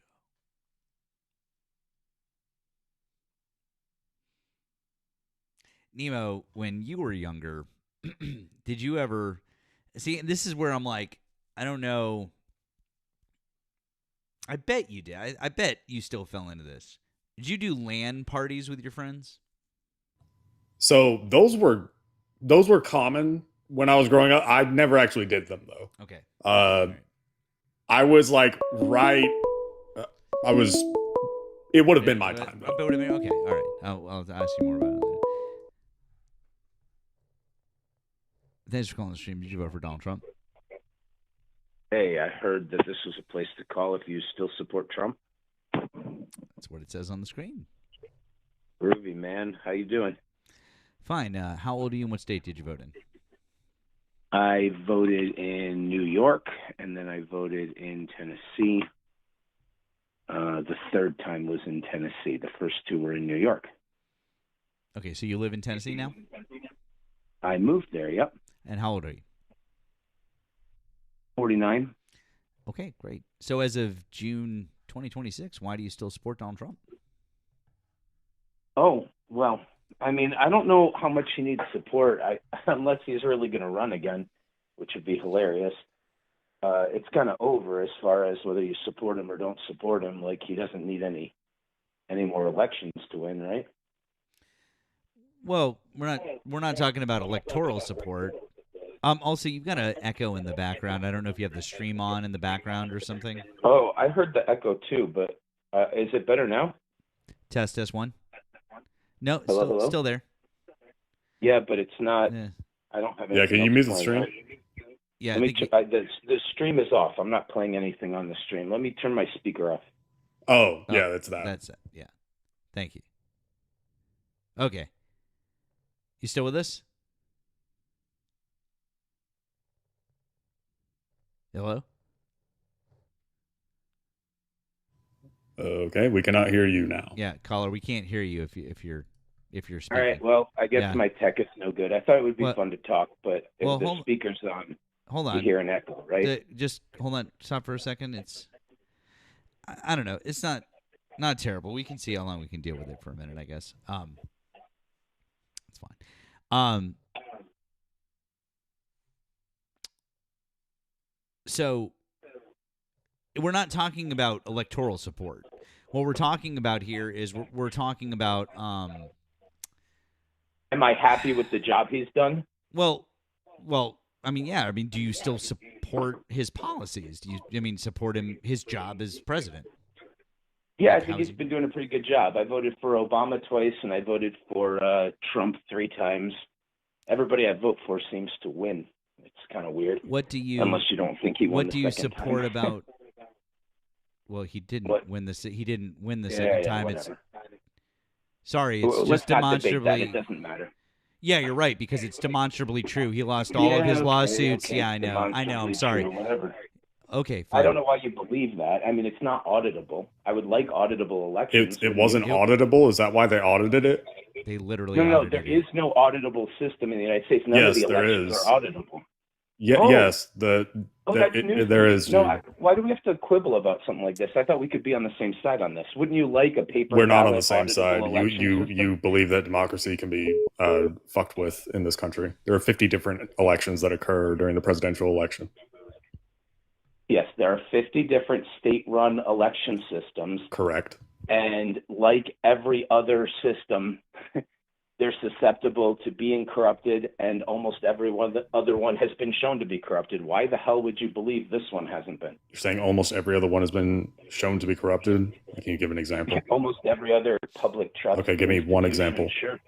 Well, let's not go down that road. Let's stick with the election. Oh, okay, because you don't know another one. Exactly. No, it's well, okay. Yeah, this fine. is you coping because Donald Trump If lost. you're gonna Like, it's tell fine. me It's fine. that I don't know, then we'll go down whatever. Oh, you don't raise your voice. Calm down, dude. So fine. Don't get emotional. How about journalism?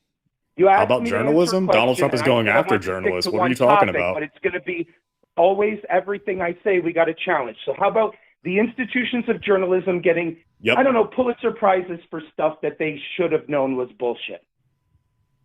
Which would be what? I mean, you just asked me to name one other institution that's completely corruptible.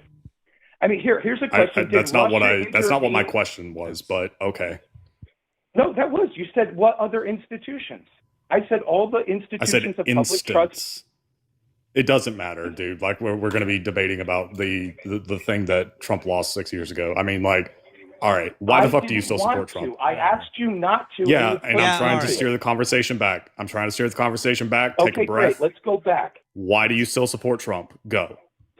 Why do I like the job he's doing? I'll consider that to be the question. So, let's see. I've been arguing and pushing in D.C. for about 21 years that one president should do what Trump has finally started doing in Iran to free the Persian people from the Islamic Republic.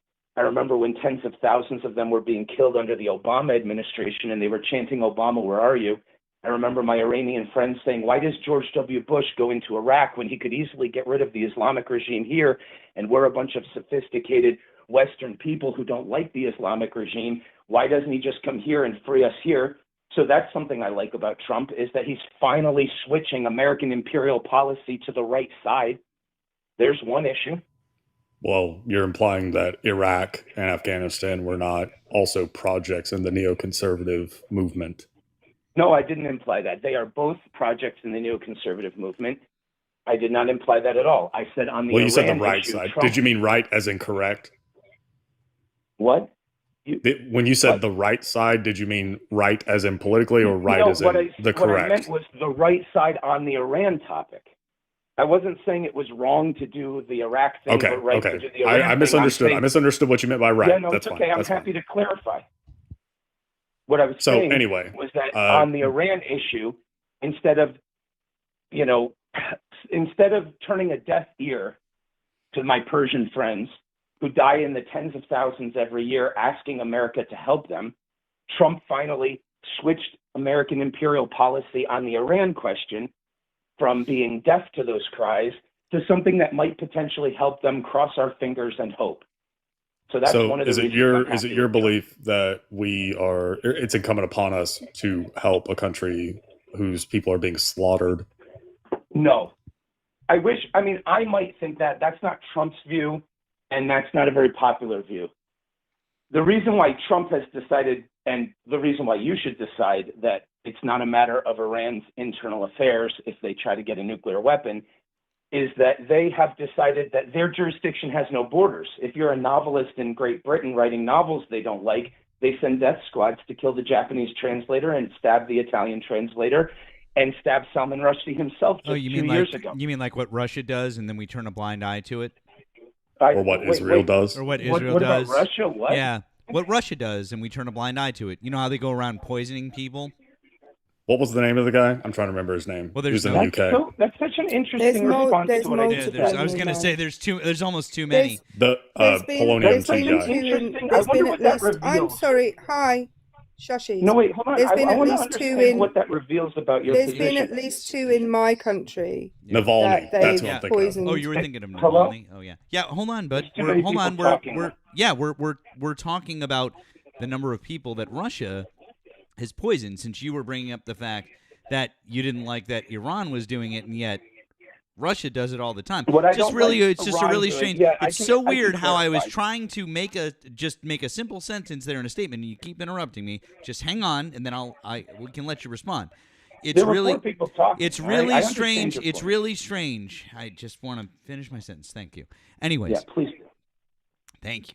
Anyways, it's just very strange how, if that's a qualification for us to go ahead and do regime change in Iran, feels like we should be doing it in Russia, shouldn't we? Yeah, no, I don't think so. And I appreciate the question. I'll show you what the difference is. Okay. So people like myself, and probably yourself, believe that there should be no nuclear weapons at all. We should try to get rid of all nuclear weapons. People like yourself and myself probably recognize the term mutually assured destruction, where countries like Russia and the United States and China say, look, no one's going to use them because we'll all die. And you and I might not like that situation. We might want to get rid of those nukes anyway, but that's the situation. 12er Imamism is a weird fringe group of Islam. There's only one Still country wondering in the why world. we're not going into Russia. Are you Wait going a to minute. get to that point? I'm going.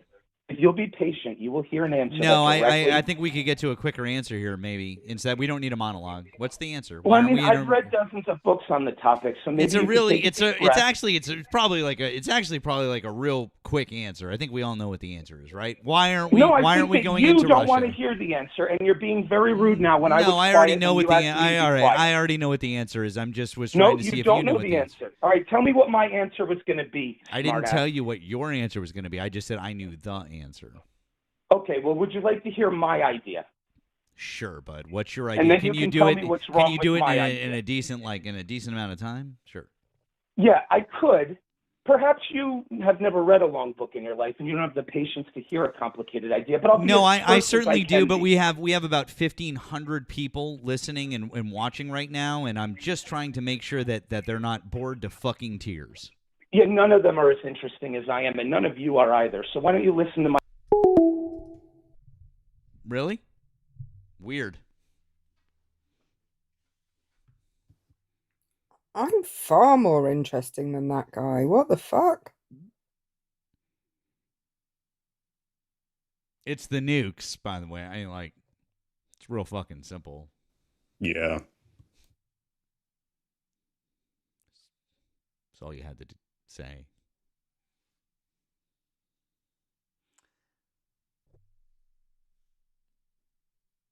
But, since you're more interesting than everyone else here and the three of us, go start your own live. You do your own stream. Sure, you'll do great. Good luck. Best of luck to you. If he's that interesting, I'm surprised he bothered to come and share his interestingness with the rest of the world. Just sit and be interesting alone. Thank you to the Mighty Pen over on the tube for the gift of the jewels. And thank you to Wesley, once again. I have nose hairs more interesting than that guy. Nice. Very, very nice. Excellent. Someone in the comments just used the word Luddite, which is... I don't know why doesn't go for Luddite more often rather than... Troglodyte? What's the... Troglodyte, yeah. Mostly because Luddite is specific to technology. Oh, yeah, that's... Yeah. That's true. Yeah, that is a bit more a narrow definition. Nemo, I was going to say about, speaking of technology, that reminded me, that LAN parties. When I was a teenager, those just started to become a thing, and it was probably like into my early 20s, like maybe when I hit college, like that was the thing. Because when I was like 12, 13 into my early teenage years, you still had to dial. It was mostly like dial up, so you could play games like Command and Conquer and StarCraft and stuff like that. And you could only do just person to person. So I'd call my buddy, and then I'd have to yell at my family to not pick up the phone, because good old days. But I remember getting to college, and then they had fucking LAN connections in each of the doors, right, and being like, holy shit, wait a second. Like, and so then there were some guys on my floor, and then we started doing it, and then there were the places that would like host them, like, and they'd have all the fucking computers all like in a row and stuff, and that was fucking fun. I mean, I'm a big nerd, I guess, but I enjoyed the fuck out of that. But all of those places, you could get like a Hot Pocket or some pizza rolls and shit. It was just like, so I don't know how much more fucking stereotypical it could have been. Oh yeah, 100%. I fucking love that though. Yes, LAN arcade. Yeah, it was a good time. I'm telling you guys, I was old. Like, I'm talking about like playing LAN parties, like Command and like before Halo ever fucking came out. I'm talking about like Command and Conquer, StarCraft, all that kind of stuff. Yeah. Okay. All right. A little old, I guess. Never mind. Fuck that. We're gonna stop. It's like I remember the Iran-Iraq War. I don't remember LAN parties though.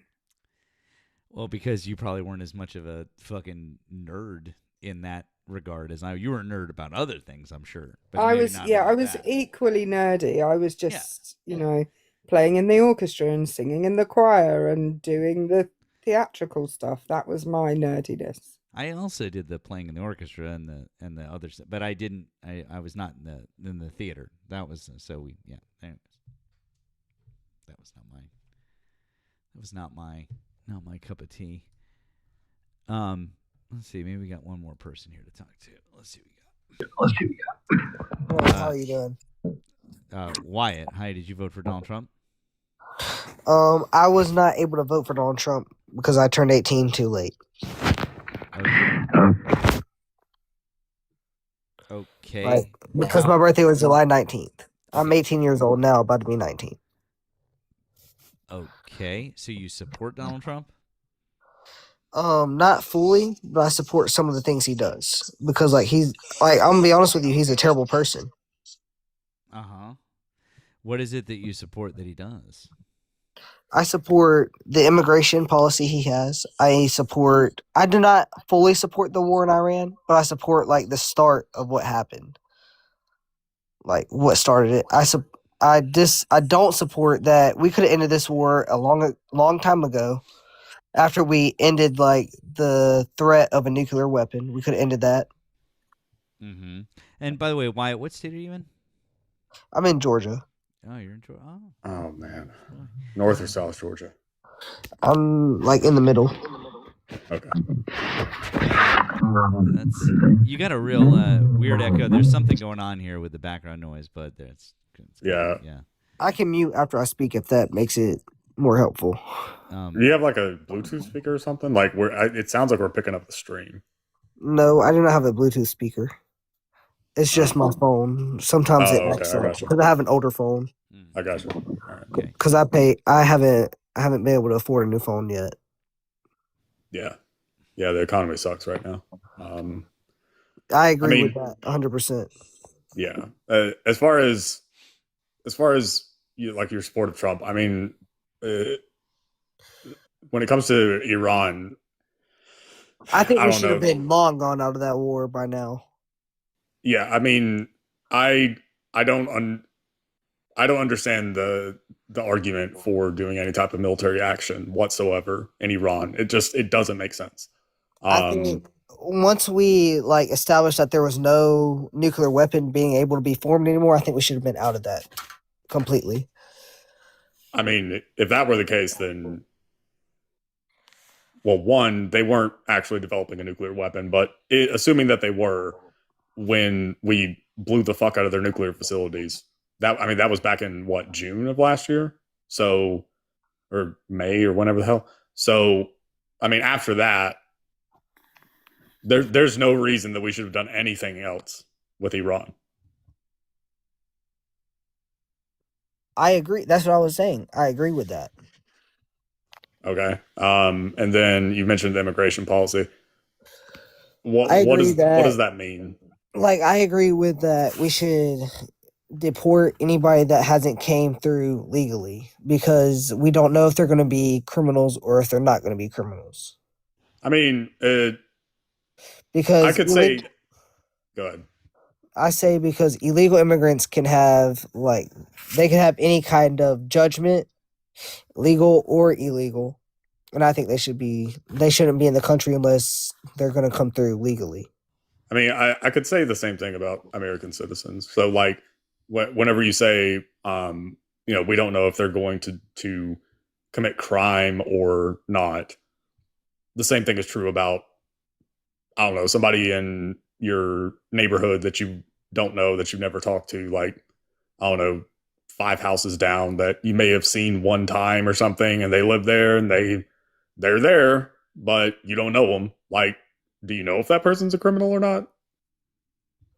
No, you don't know they're a criminal or not. But I would rather somebody come through our country and be legal than if they're not illegal, and then illegal, because if they come through illegally, we don't know. We haven't done any type of background check on them. We haven't done any kind of criminal history check on them or anything like that. Like if we were to do it on a legal citizen that came through, we would know if they're willing to follow the laws and stuff like that.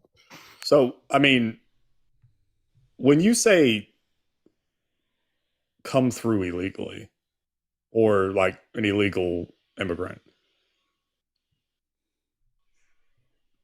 you're not talking about asylum seekers, right? Can you clarify what you mean by that for me? Sure. So, asylum seekers are people that come into the country, and they, not necessarily through a port of entry. So technically, that they've entered, I guess, illegally, right? They're just trying to get across the border into a country to claim asylum, right? By any means necessary. So, I guess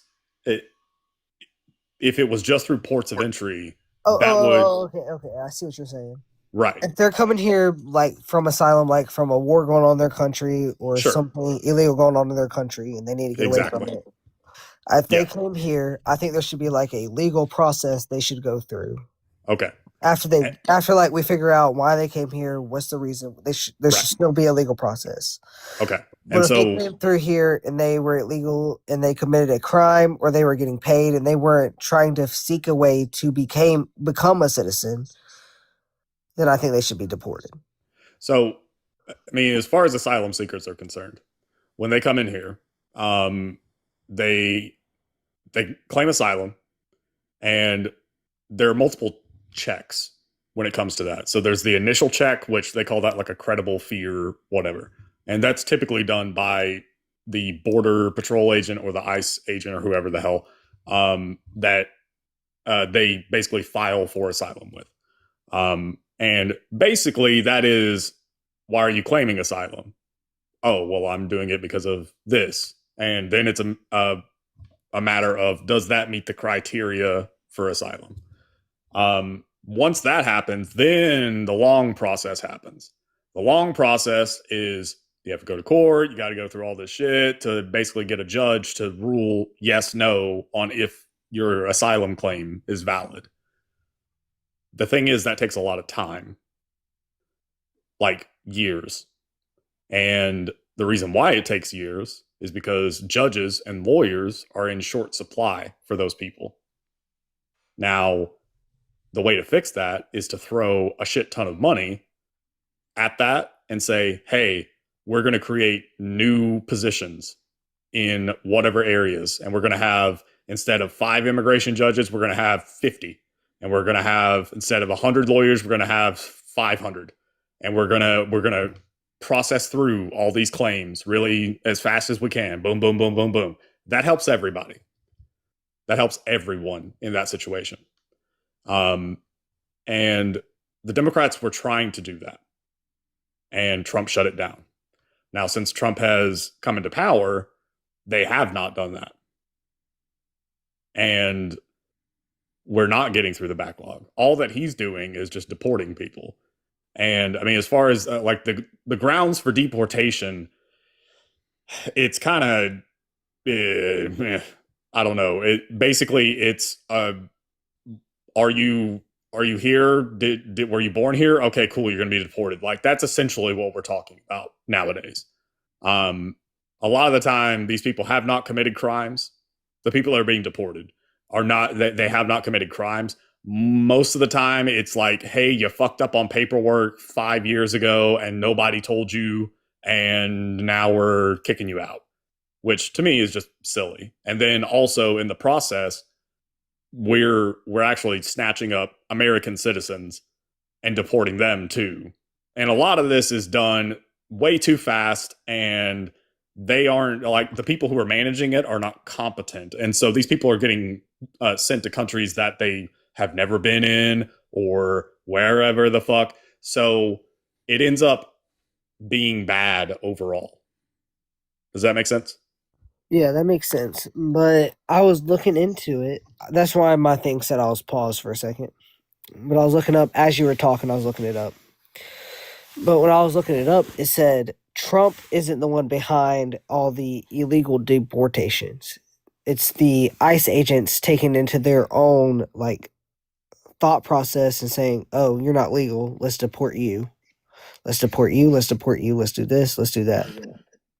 Okay, I mean, if we're gonna do that as But it wasn't like Trump's policy is that he wants to deport anybody that's here illegally and committing crimes. That's what Trump's policy is. And Trump has failed spectacularly at doing that, because the percentage of people who have been deported that were being deported because of crimes that they committed is very, very, very, very, very small. I think it's like less than 5% of people who were deported this past year.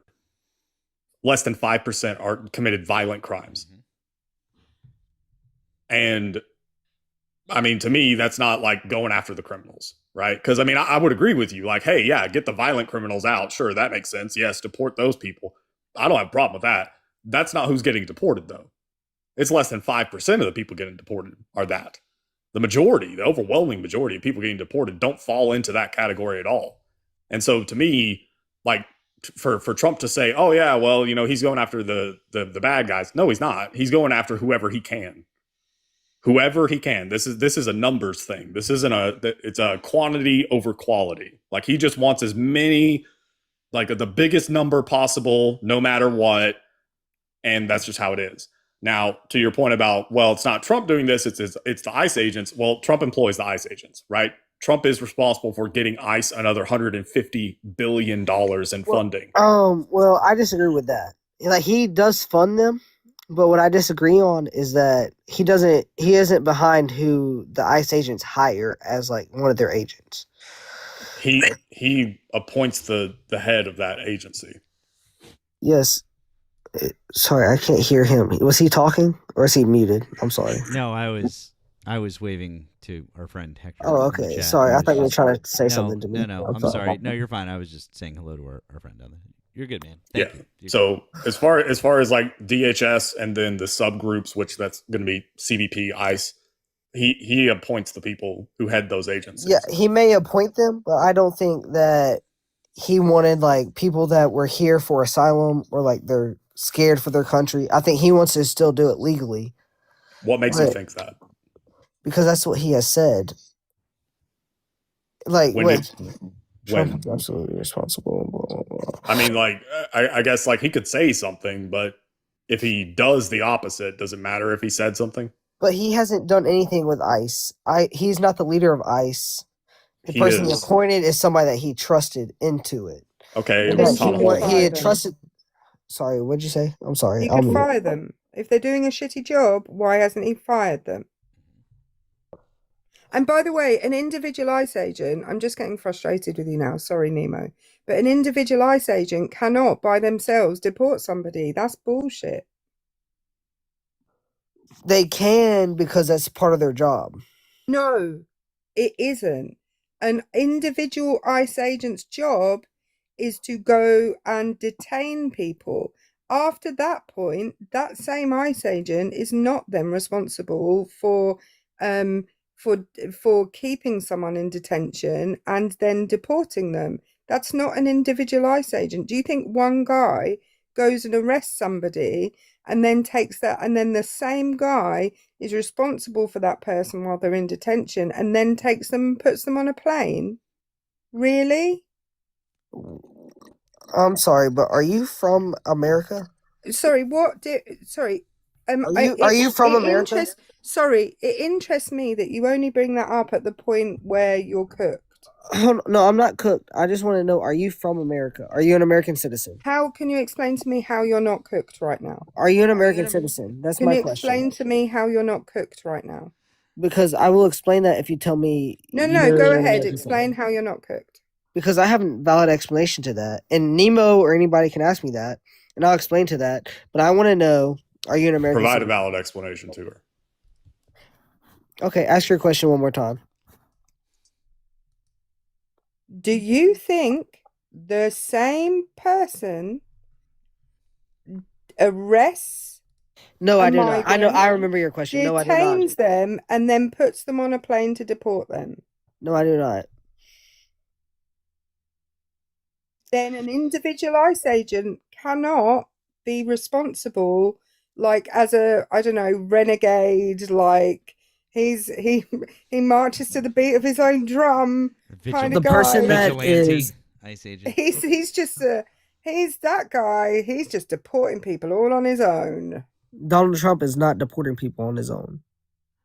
I never mentioned Donald Trump. Your claim was that it wasn't Donald Trump that was doing this. It was individual ICE agents. And No, I'm saying the ICE my point to agency. you, Wyatt, my point to you, and this is why you are cooked, is the same ICE agent is not responsible for arresting somebody and then detaining them and then deporting them. That would be different parts of the machine doing that. And all of those parts of the machine, the person responsible for the whole thing is Donald Trump. And if the person he's appointed to look after ICE is doing a shitty job and deporting people he shouldn't be deporting, then why has that person not been fired? Because if Donald Trump saw it as a problem, he would have fired him. But the people there are So he doesn't see it as a problem. Because no, I didn't say he didn't see it as a problem. Because if it was a problem, he would deport them, or not. Sorry, he would fire them. Right. But what Trump sees is what's going on properly. Is Wyatt 14? Sorry, I'm reading the chat as well. Yeah. I'm sorry. It's just stick with the conversation. So sorry, you said so. What we laid out criticisms of Trump's immigration policy, which is you can say, oh, he only wanted to go after the bad guys, but what we're seeing is ICE not going after the bad guys. Most of the people ICE are going after are not the bad guys. They are just people who fucked up on paperwork or they were never notified about fucking up on paperwork. Like, it's people who really are not a detriment to this country, are not breaking the law, are not hurting anybody, right? That's the reality. So and you agreed that, okay, well, if he's not going, or if ICE is not going after the bad guys, then ICE is at fault. Okay. And so Trump hold on. Trump also said that he wanted them to go after the bad people. Okay, so then fire the person who's not going after the bad people. But from what he is told from his DOJ, or not his DHS. Yeah, DHS, that they're not doing that. Okay, but we can see the numbers. So again, just because he says something doesn't mean that it's true. But from what he sees and from the paperwork he has handed, that he sees that it's all doing what he wanted it to be done. From what I can tell you is Barack Obama deported more people than Donald Trump has. And Donald Trump has deported these people based off of what he has been told about them and based off of the paperwork that he's been given. And that he's okay with it based off the paperwork he is given. Right, but we know that that's not the case. Like, we can see the numbers. We can see what is actually happening. So if you're telling me that Trump is just like somebody's duping him, so we can't be mad at Trump. Oh no, we can, because that means he's easily duped. That means that all it takes is a person handing him a piece of paper for him to believe it. That just means that he's easy to lie to. I mean, if you're trying to defend Trump and try to argue that Trump is innocent in that or whatever, like, I mean, number one, that's silly, but... Nemo, quick question for you.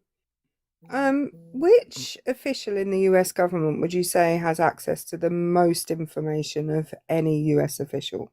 I mean, it should be the president of the United States. Oh. That's weird. But people are able to put a piece of paper in front of him saying that they're not doing a thing that they're very definitely doing, and he doesn't have access to any more information than that. Hey, Erika. Yes, I have a question for you. Before you ask me any, are you an American citizen? No. Okay, so therefore, I shouldn't be able to care about your opinion. Were you just talking I about answered your Iran? questions already. Wyatt, your questions were you just already. talking about Iran a little while ago? Were you just I talking about answered- Iran? I said I do not agree with it after all of that. Okay. Actually, So- I said so- so. Therefore, I shouldn't agree with I shouldn't have any insight on your opinion. You shouldn't have any insight on my opinion because you're not an American citizen. I don't think you know what the word insight means, Wyatt. Insight means that I shouldn't have any verbal reasoning behind your opinion at all. No, that's not what insight means. But anyway, the fact that you are telling me that I shouldn't be talking about this means you do have insight on my opinion. Your opinion, okay, my insight on your opinion means it doesn't matter. That's what my insight on your opinion is that you are uneducated on this topic and you shouldn't be speaking on it. I don't think your opinion matters. Cool. If you're not an American citizen, your opinion doesn't matter. Hey, Cool. hey, real quick question for you, Wyatt. Yeah. Did you just graduate high school? Yes, I did actually. When? On May 22nd. Why the fuck should we listen to anything that you have to say? Because I'm an American citizen. Is Erika? Yeah, no. I know that you're an American citizen, but you're 8 years older than my fucking daughter. You've never had a real fucking job. You've never really paid taxes. Actually, shut the fuck up. Don't give me an actually, kid. Actually, what are you did, talking about? Actually, I did last summer. I did. I worked at the Waffle House. Dude, shut the fuck up. That is incorrect, actually. I probably made. Shut the fuck up. And if you say I probably make more than you, I will drop your fucking stupid ass. Dude, come on. Chill out. Last year, I paid. No, stop. Stop it. Fucking stop it, okay? You're not going to sit up here and say that someone else's opinion doesn't matter when they know far fucking more than you do about everything in this world. You are a fucking child. You have zero life experience. You don't know anything about shit. The best thing to do in that situation is to be like, look, there's a lot of things that I don't know, and it would be best if I learned some things here. That's not a bad way to go. Good. Then learn from someone below you who is a fucking educator and has multiple degrees and is very, very fucking smart, instead of just denigrating them because they happen to have an accent that isn't yours. Did you notice that my accent isn't like yours? I asked her if she wasn't. Did you notice that my accent isn't like yours? I live in Massachusetts. My accent is actually probably closer to hers. That is incorrect. But I asked her personally, I was like, are you an American citizen? She said, no. Get the fuck over it. Yeah, so therefore, it's her opinion irrelevant, doesn't dude. matter on what is going on in the United States. So because the United States is the global hegemon right now, it matters very much what happens in the United States. So British people are absolutely going to have opinions on the United States. Why? Because the United States is the ruler of the world for the time being. And the UK absolutely is affected almost immediately by anything that the United States does. So, again, it doesn't matter if she's an American citizen. You're getting hung up on her not being an American citizen because you can't engage in the conversation. Like, if you want to sit here and talk about politics, we can talk about politics, but trying to point out, well, she's not an American citizen, therefore her opinion doesn't matter. Dude, I can say the same thing about you because, like, you're 18 and you barely know anything about politics. But I don't want to have to, play that game because I was 18 and I know that, doing that, all that does is isolate and drag you into the right wing because they will happily take a bunch of ignorant fuckwits, right? I don't want ignorant fuckwits when it comes to the left. I want people to know their shit. But, if you're going to sit here and try and exclude people because of random criteria, come on, dude. Okay, listen, I'll listen to y'all. I want y'all to enlighten me more, and I'll sit here and listen And then when y'all want me to speak, you can literally say all that we've been trying to do. Okay, and when y'all want me to speak, I will speak, and y'all say why. Well, What's your keep opinion going on this? then. Like, I mean, we're talking about Trump's immigration policy. So he hasn't fired the head of ICE, and ICE is. We've established that ICE is doing dog shit right now, and you're so far your argument is, well, he might not know about it because he's getting handed papers that say that it's good, and the retort to that is, if you think he's that easily duped, that is a terrible leader. I wouldn't say he's easily duped, but I would say that the people that he has hired are probably against him, and they want to give him paperwork that shows that it's okay and that everything's going as he has planned. And whenever he's handed that paperwork, he trusts these people. Okay, so again, that means he's a terrible leader. Like trust but verify. Like this is a thing, dude. The CEO doesn't get to just be like, well, I didn't know because my direct report said this. The board is not going to just accept that line of bullshit from a CEO. They will remove them. That's how that works. And so, like, Donald Trump campaigned on, we got to make America a business. Okay, well, then treat it like a fucking business. Remove the CEO that's incompetent.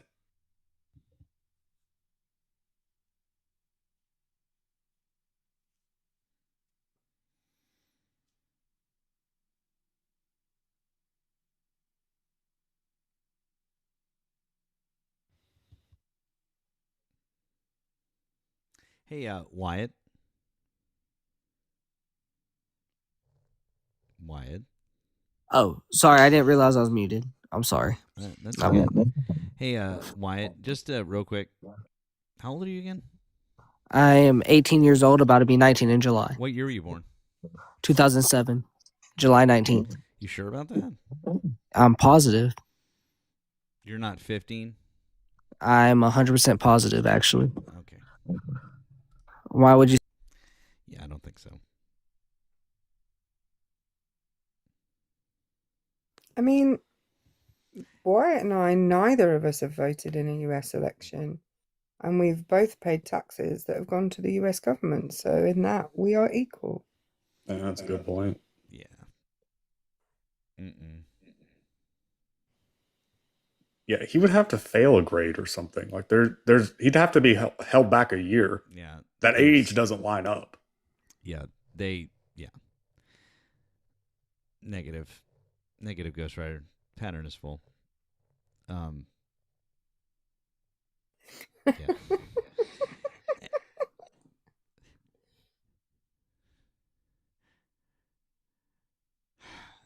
Yeah, dude. Yeah, it's past your bedtime. It's school night. All right. Well, speaking of past bedtime, it's 2:10.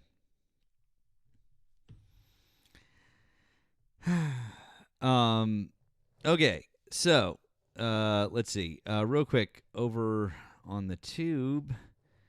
Couple of quick thank yous. Thank you to Wesley again. In Afghanistan, we did AOE LAN parties. Oh, jeez. Thank you to Melvin for the $2 super chat. It says we had Madison and Street Fighter parties live online. Madden and Street Fighter. Yeah. Remember those. Those are fun. Wesley says Dunning meet Kruger. That's fair. And then let's see if we've got any more on the merch stuff. On the merch side, you guys have been awesome so far. Nothing else there, but great stuff, you guys. Thank you so much for your contributions. It's going to be a fun month, fun Pride Month, and it's going to be great. Nemo, you got anything over there? Yeah, got one. Anna, thank you for the memo. You said, for Wyatt's education, dear Lord, your patience, Nemo.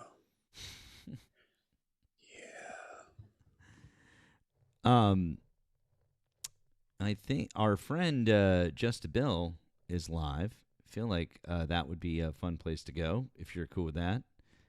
I feel like it's been a couple of days since we've been over there. If that's all right with you. Yeah, let's do it. I would. But real quick, before we do that, I will put his @ down there in the chat. A couple of quick things.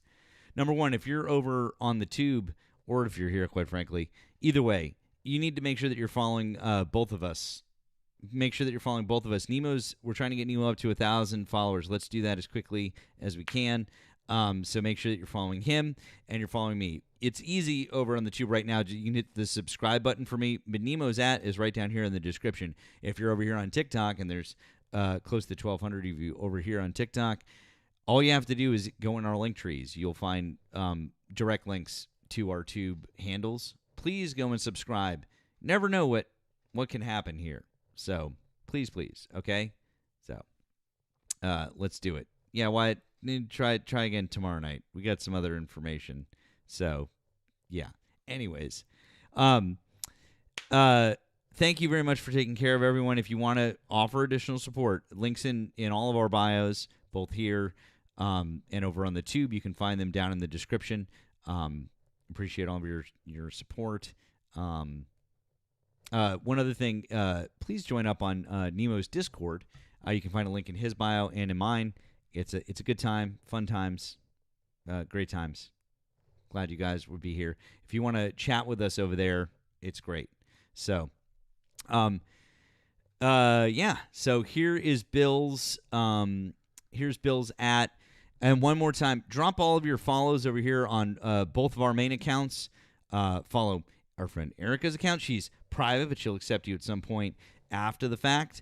And please make sure that you're following both of our backup accounts. Nemo has multiple. It's really good if you follow all of his many multiple ones, because you never know where he's going to pop up. I bet you'll see him just a little bit later on. You never know. So make sure you do that. We appreciate you guys.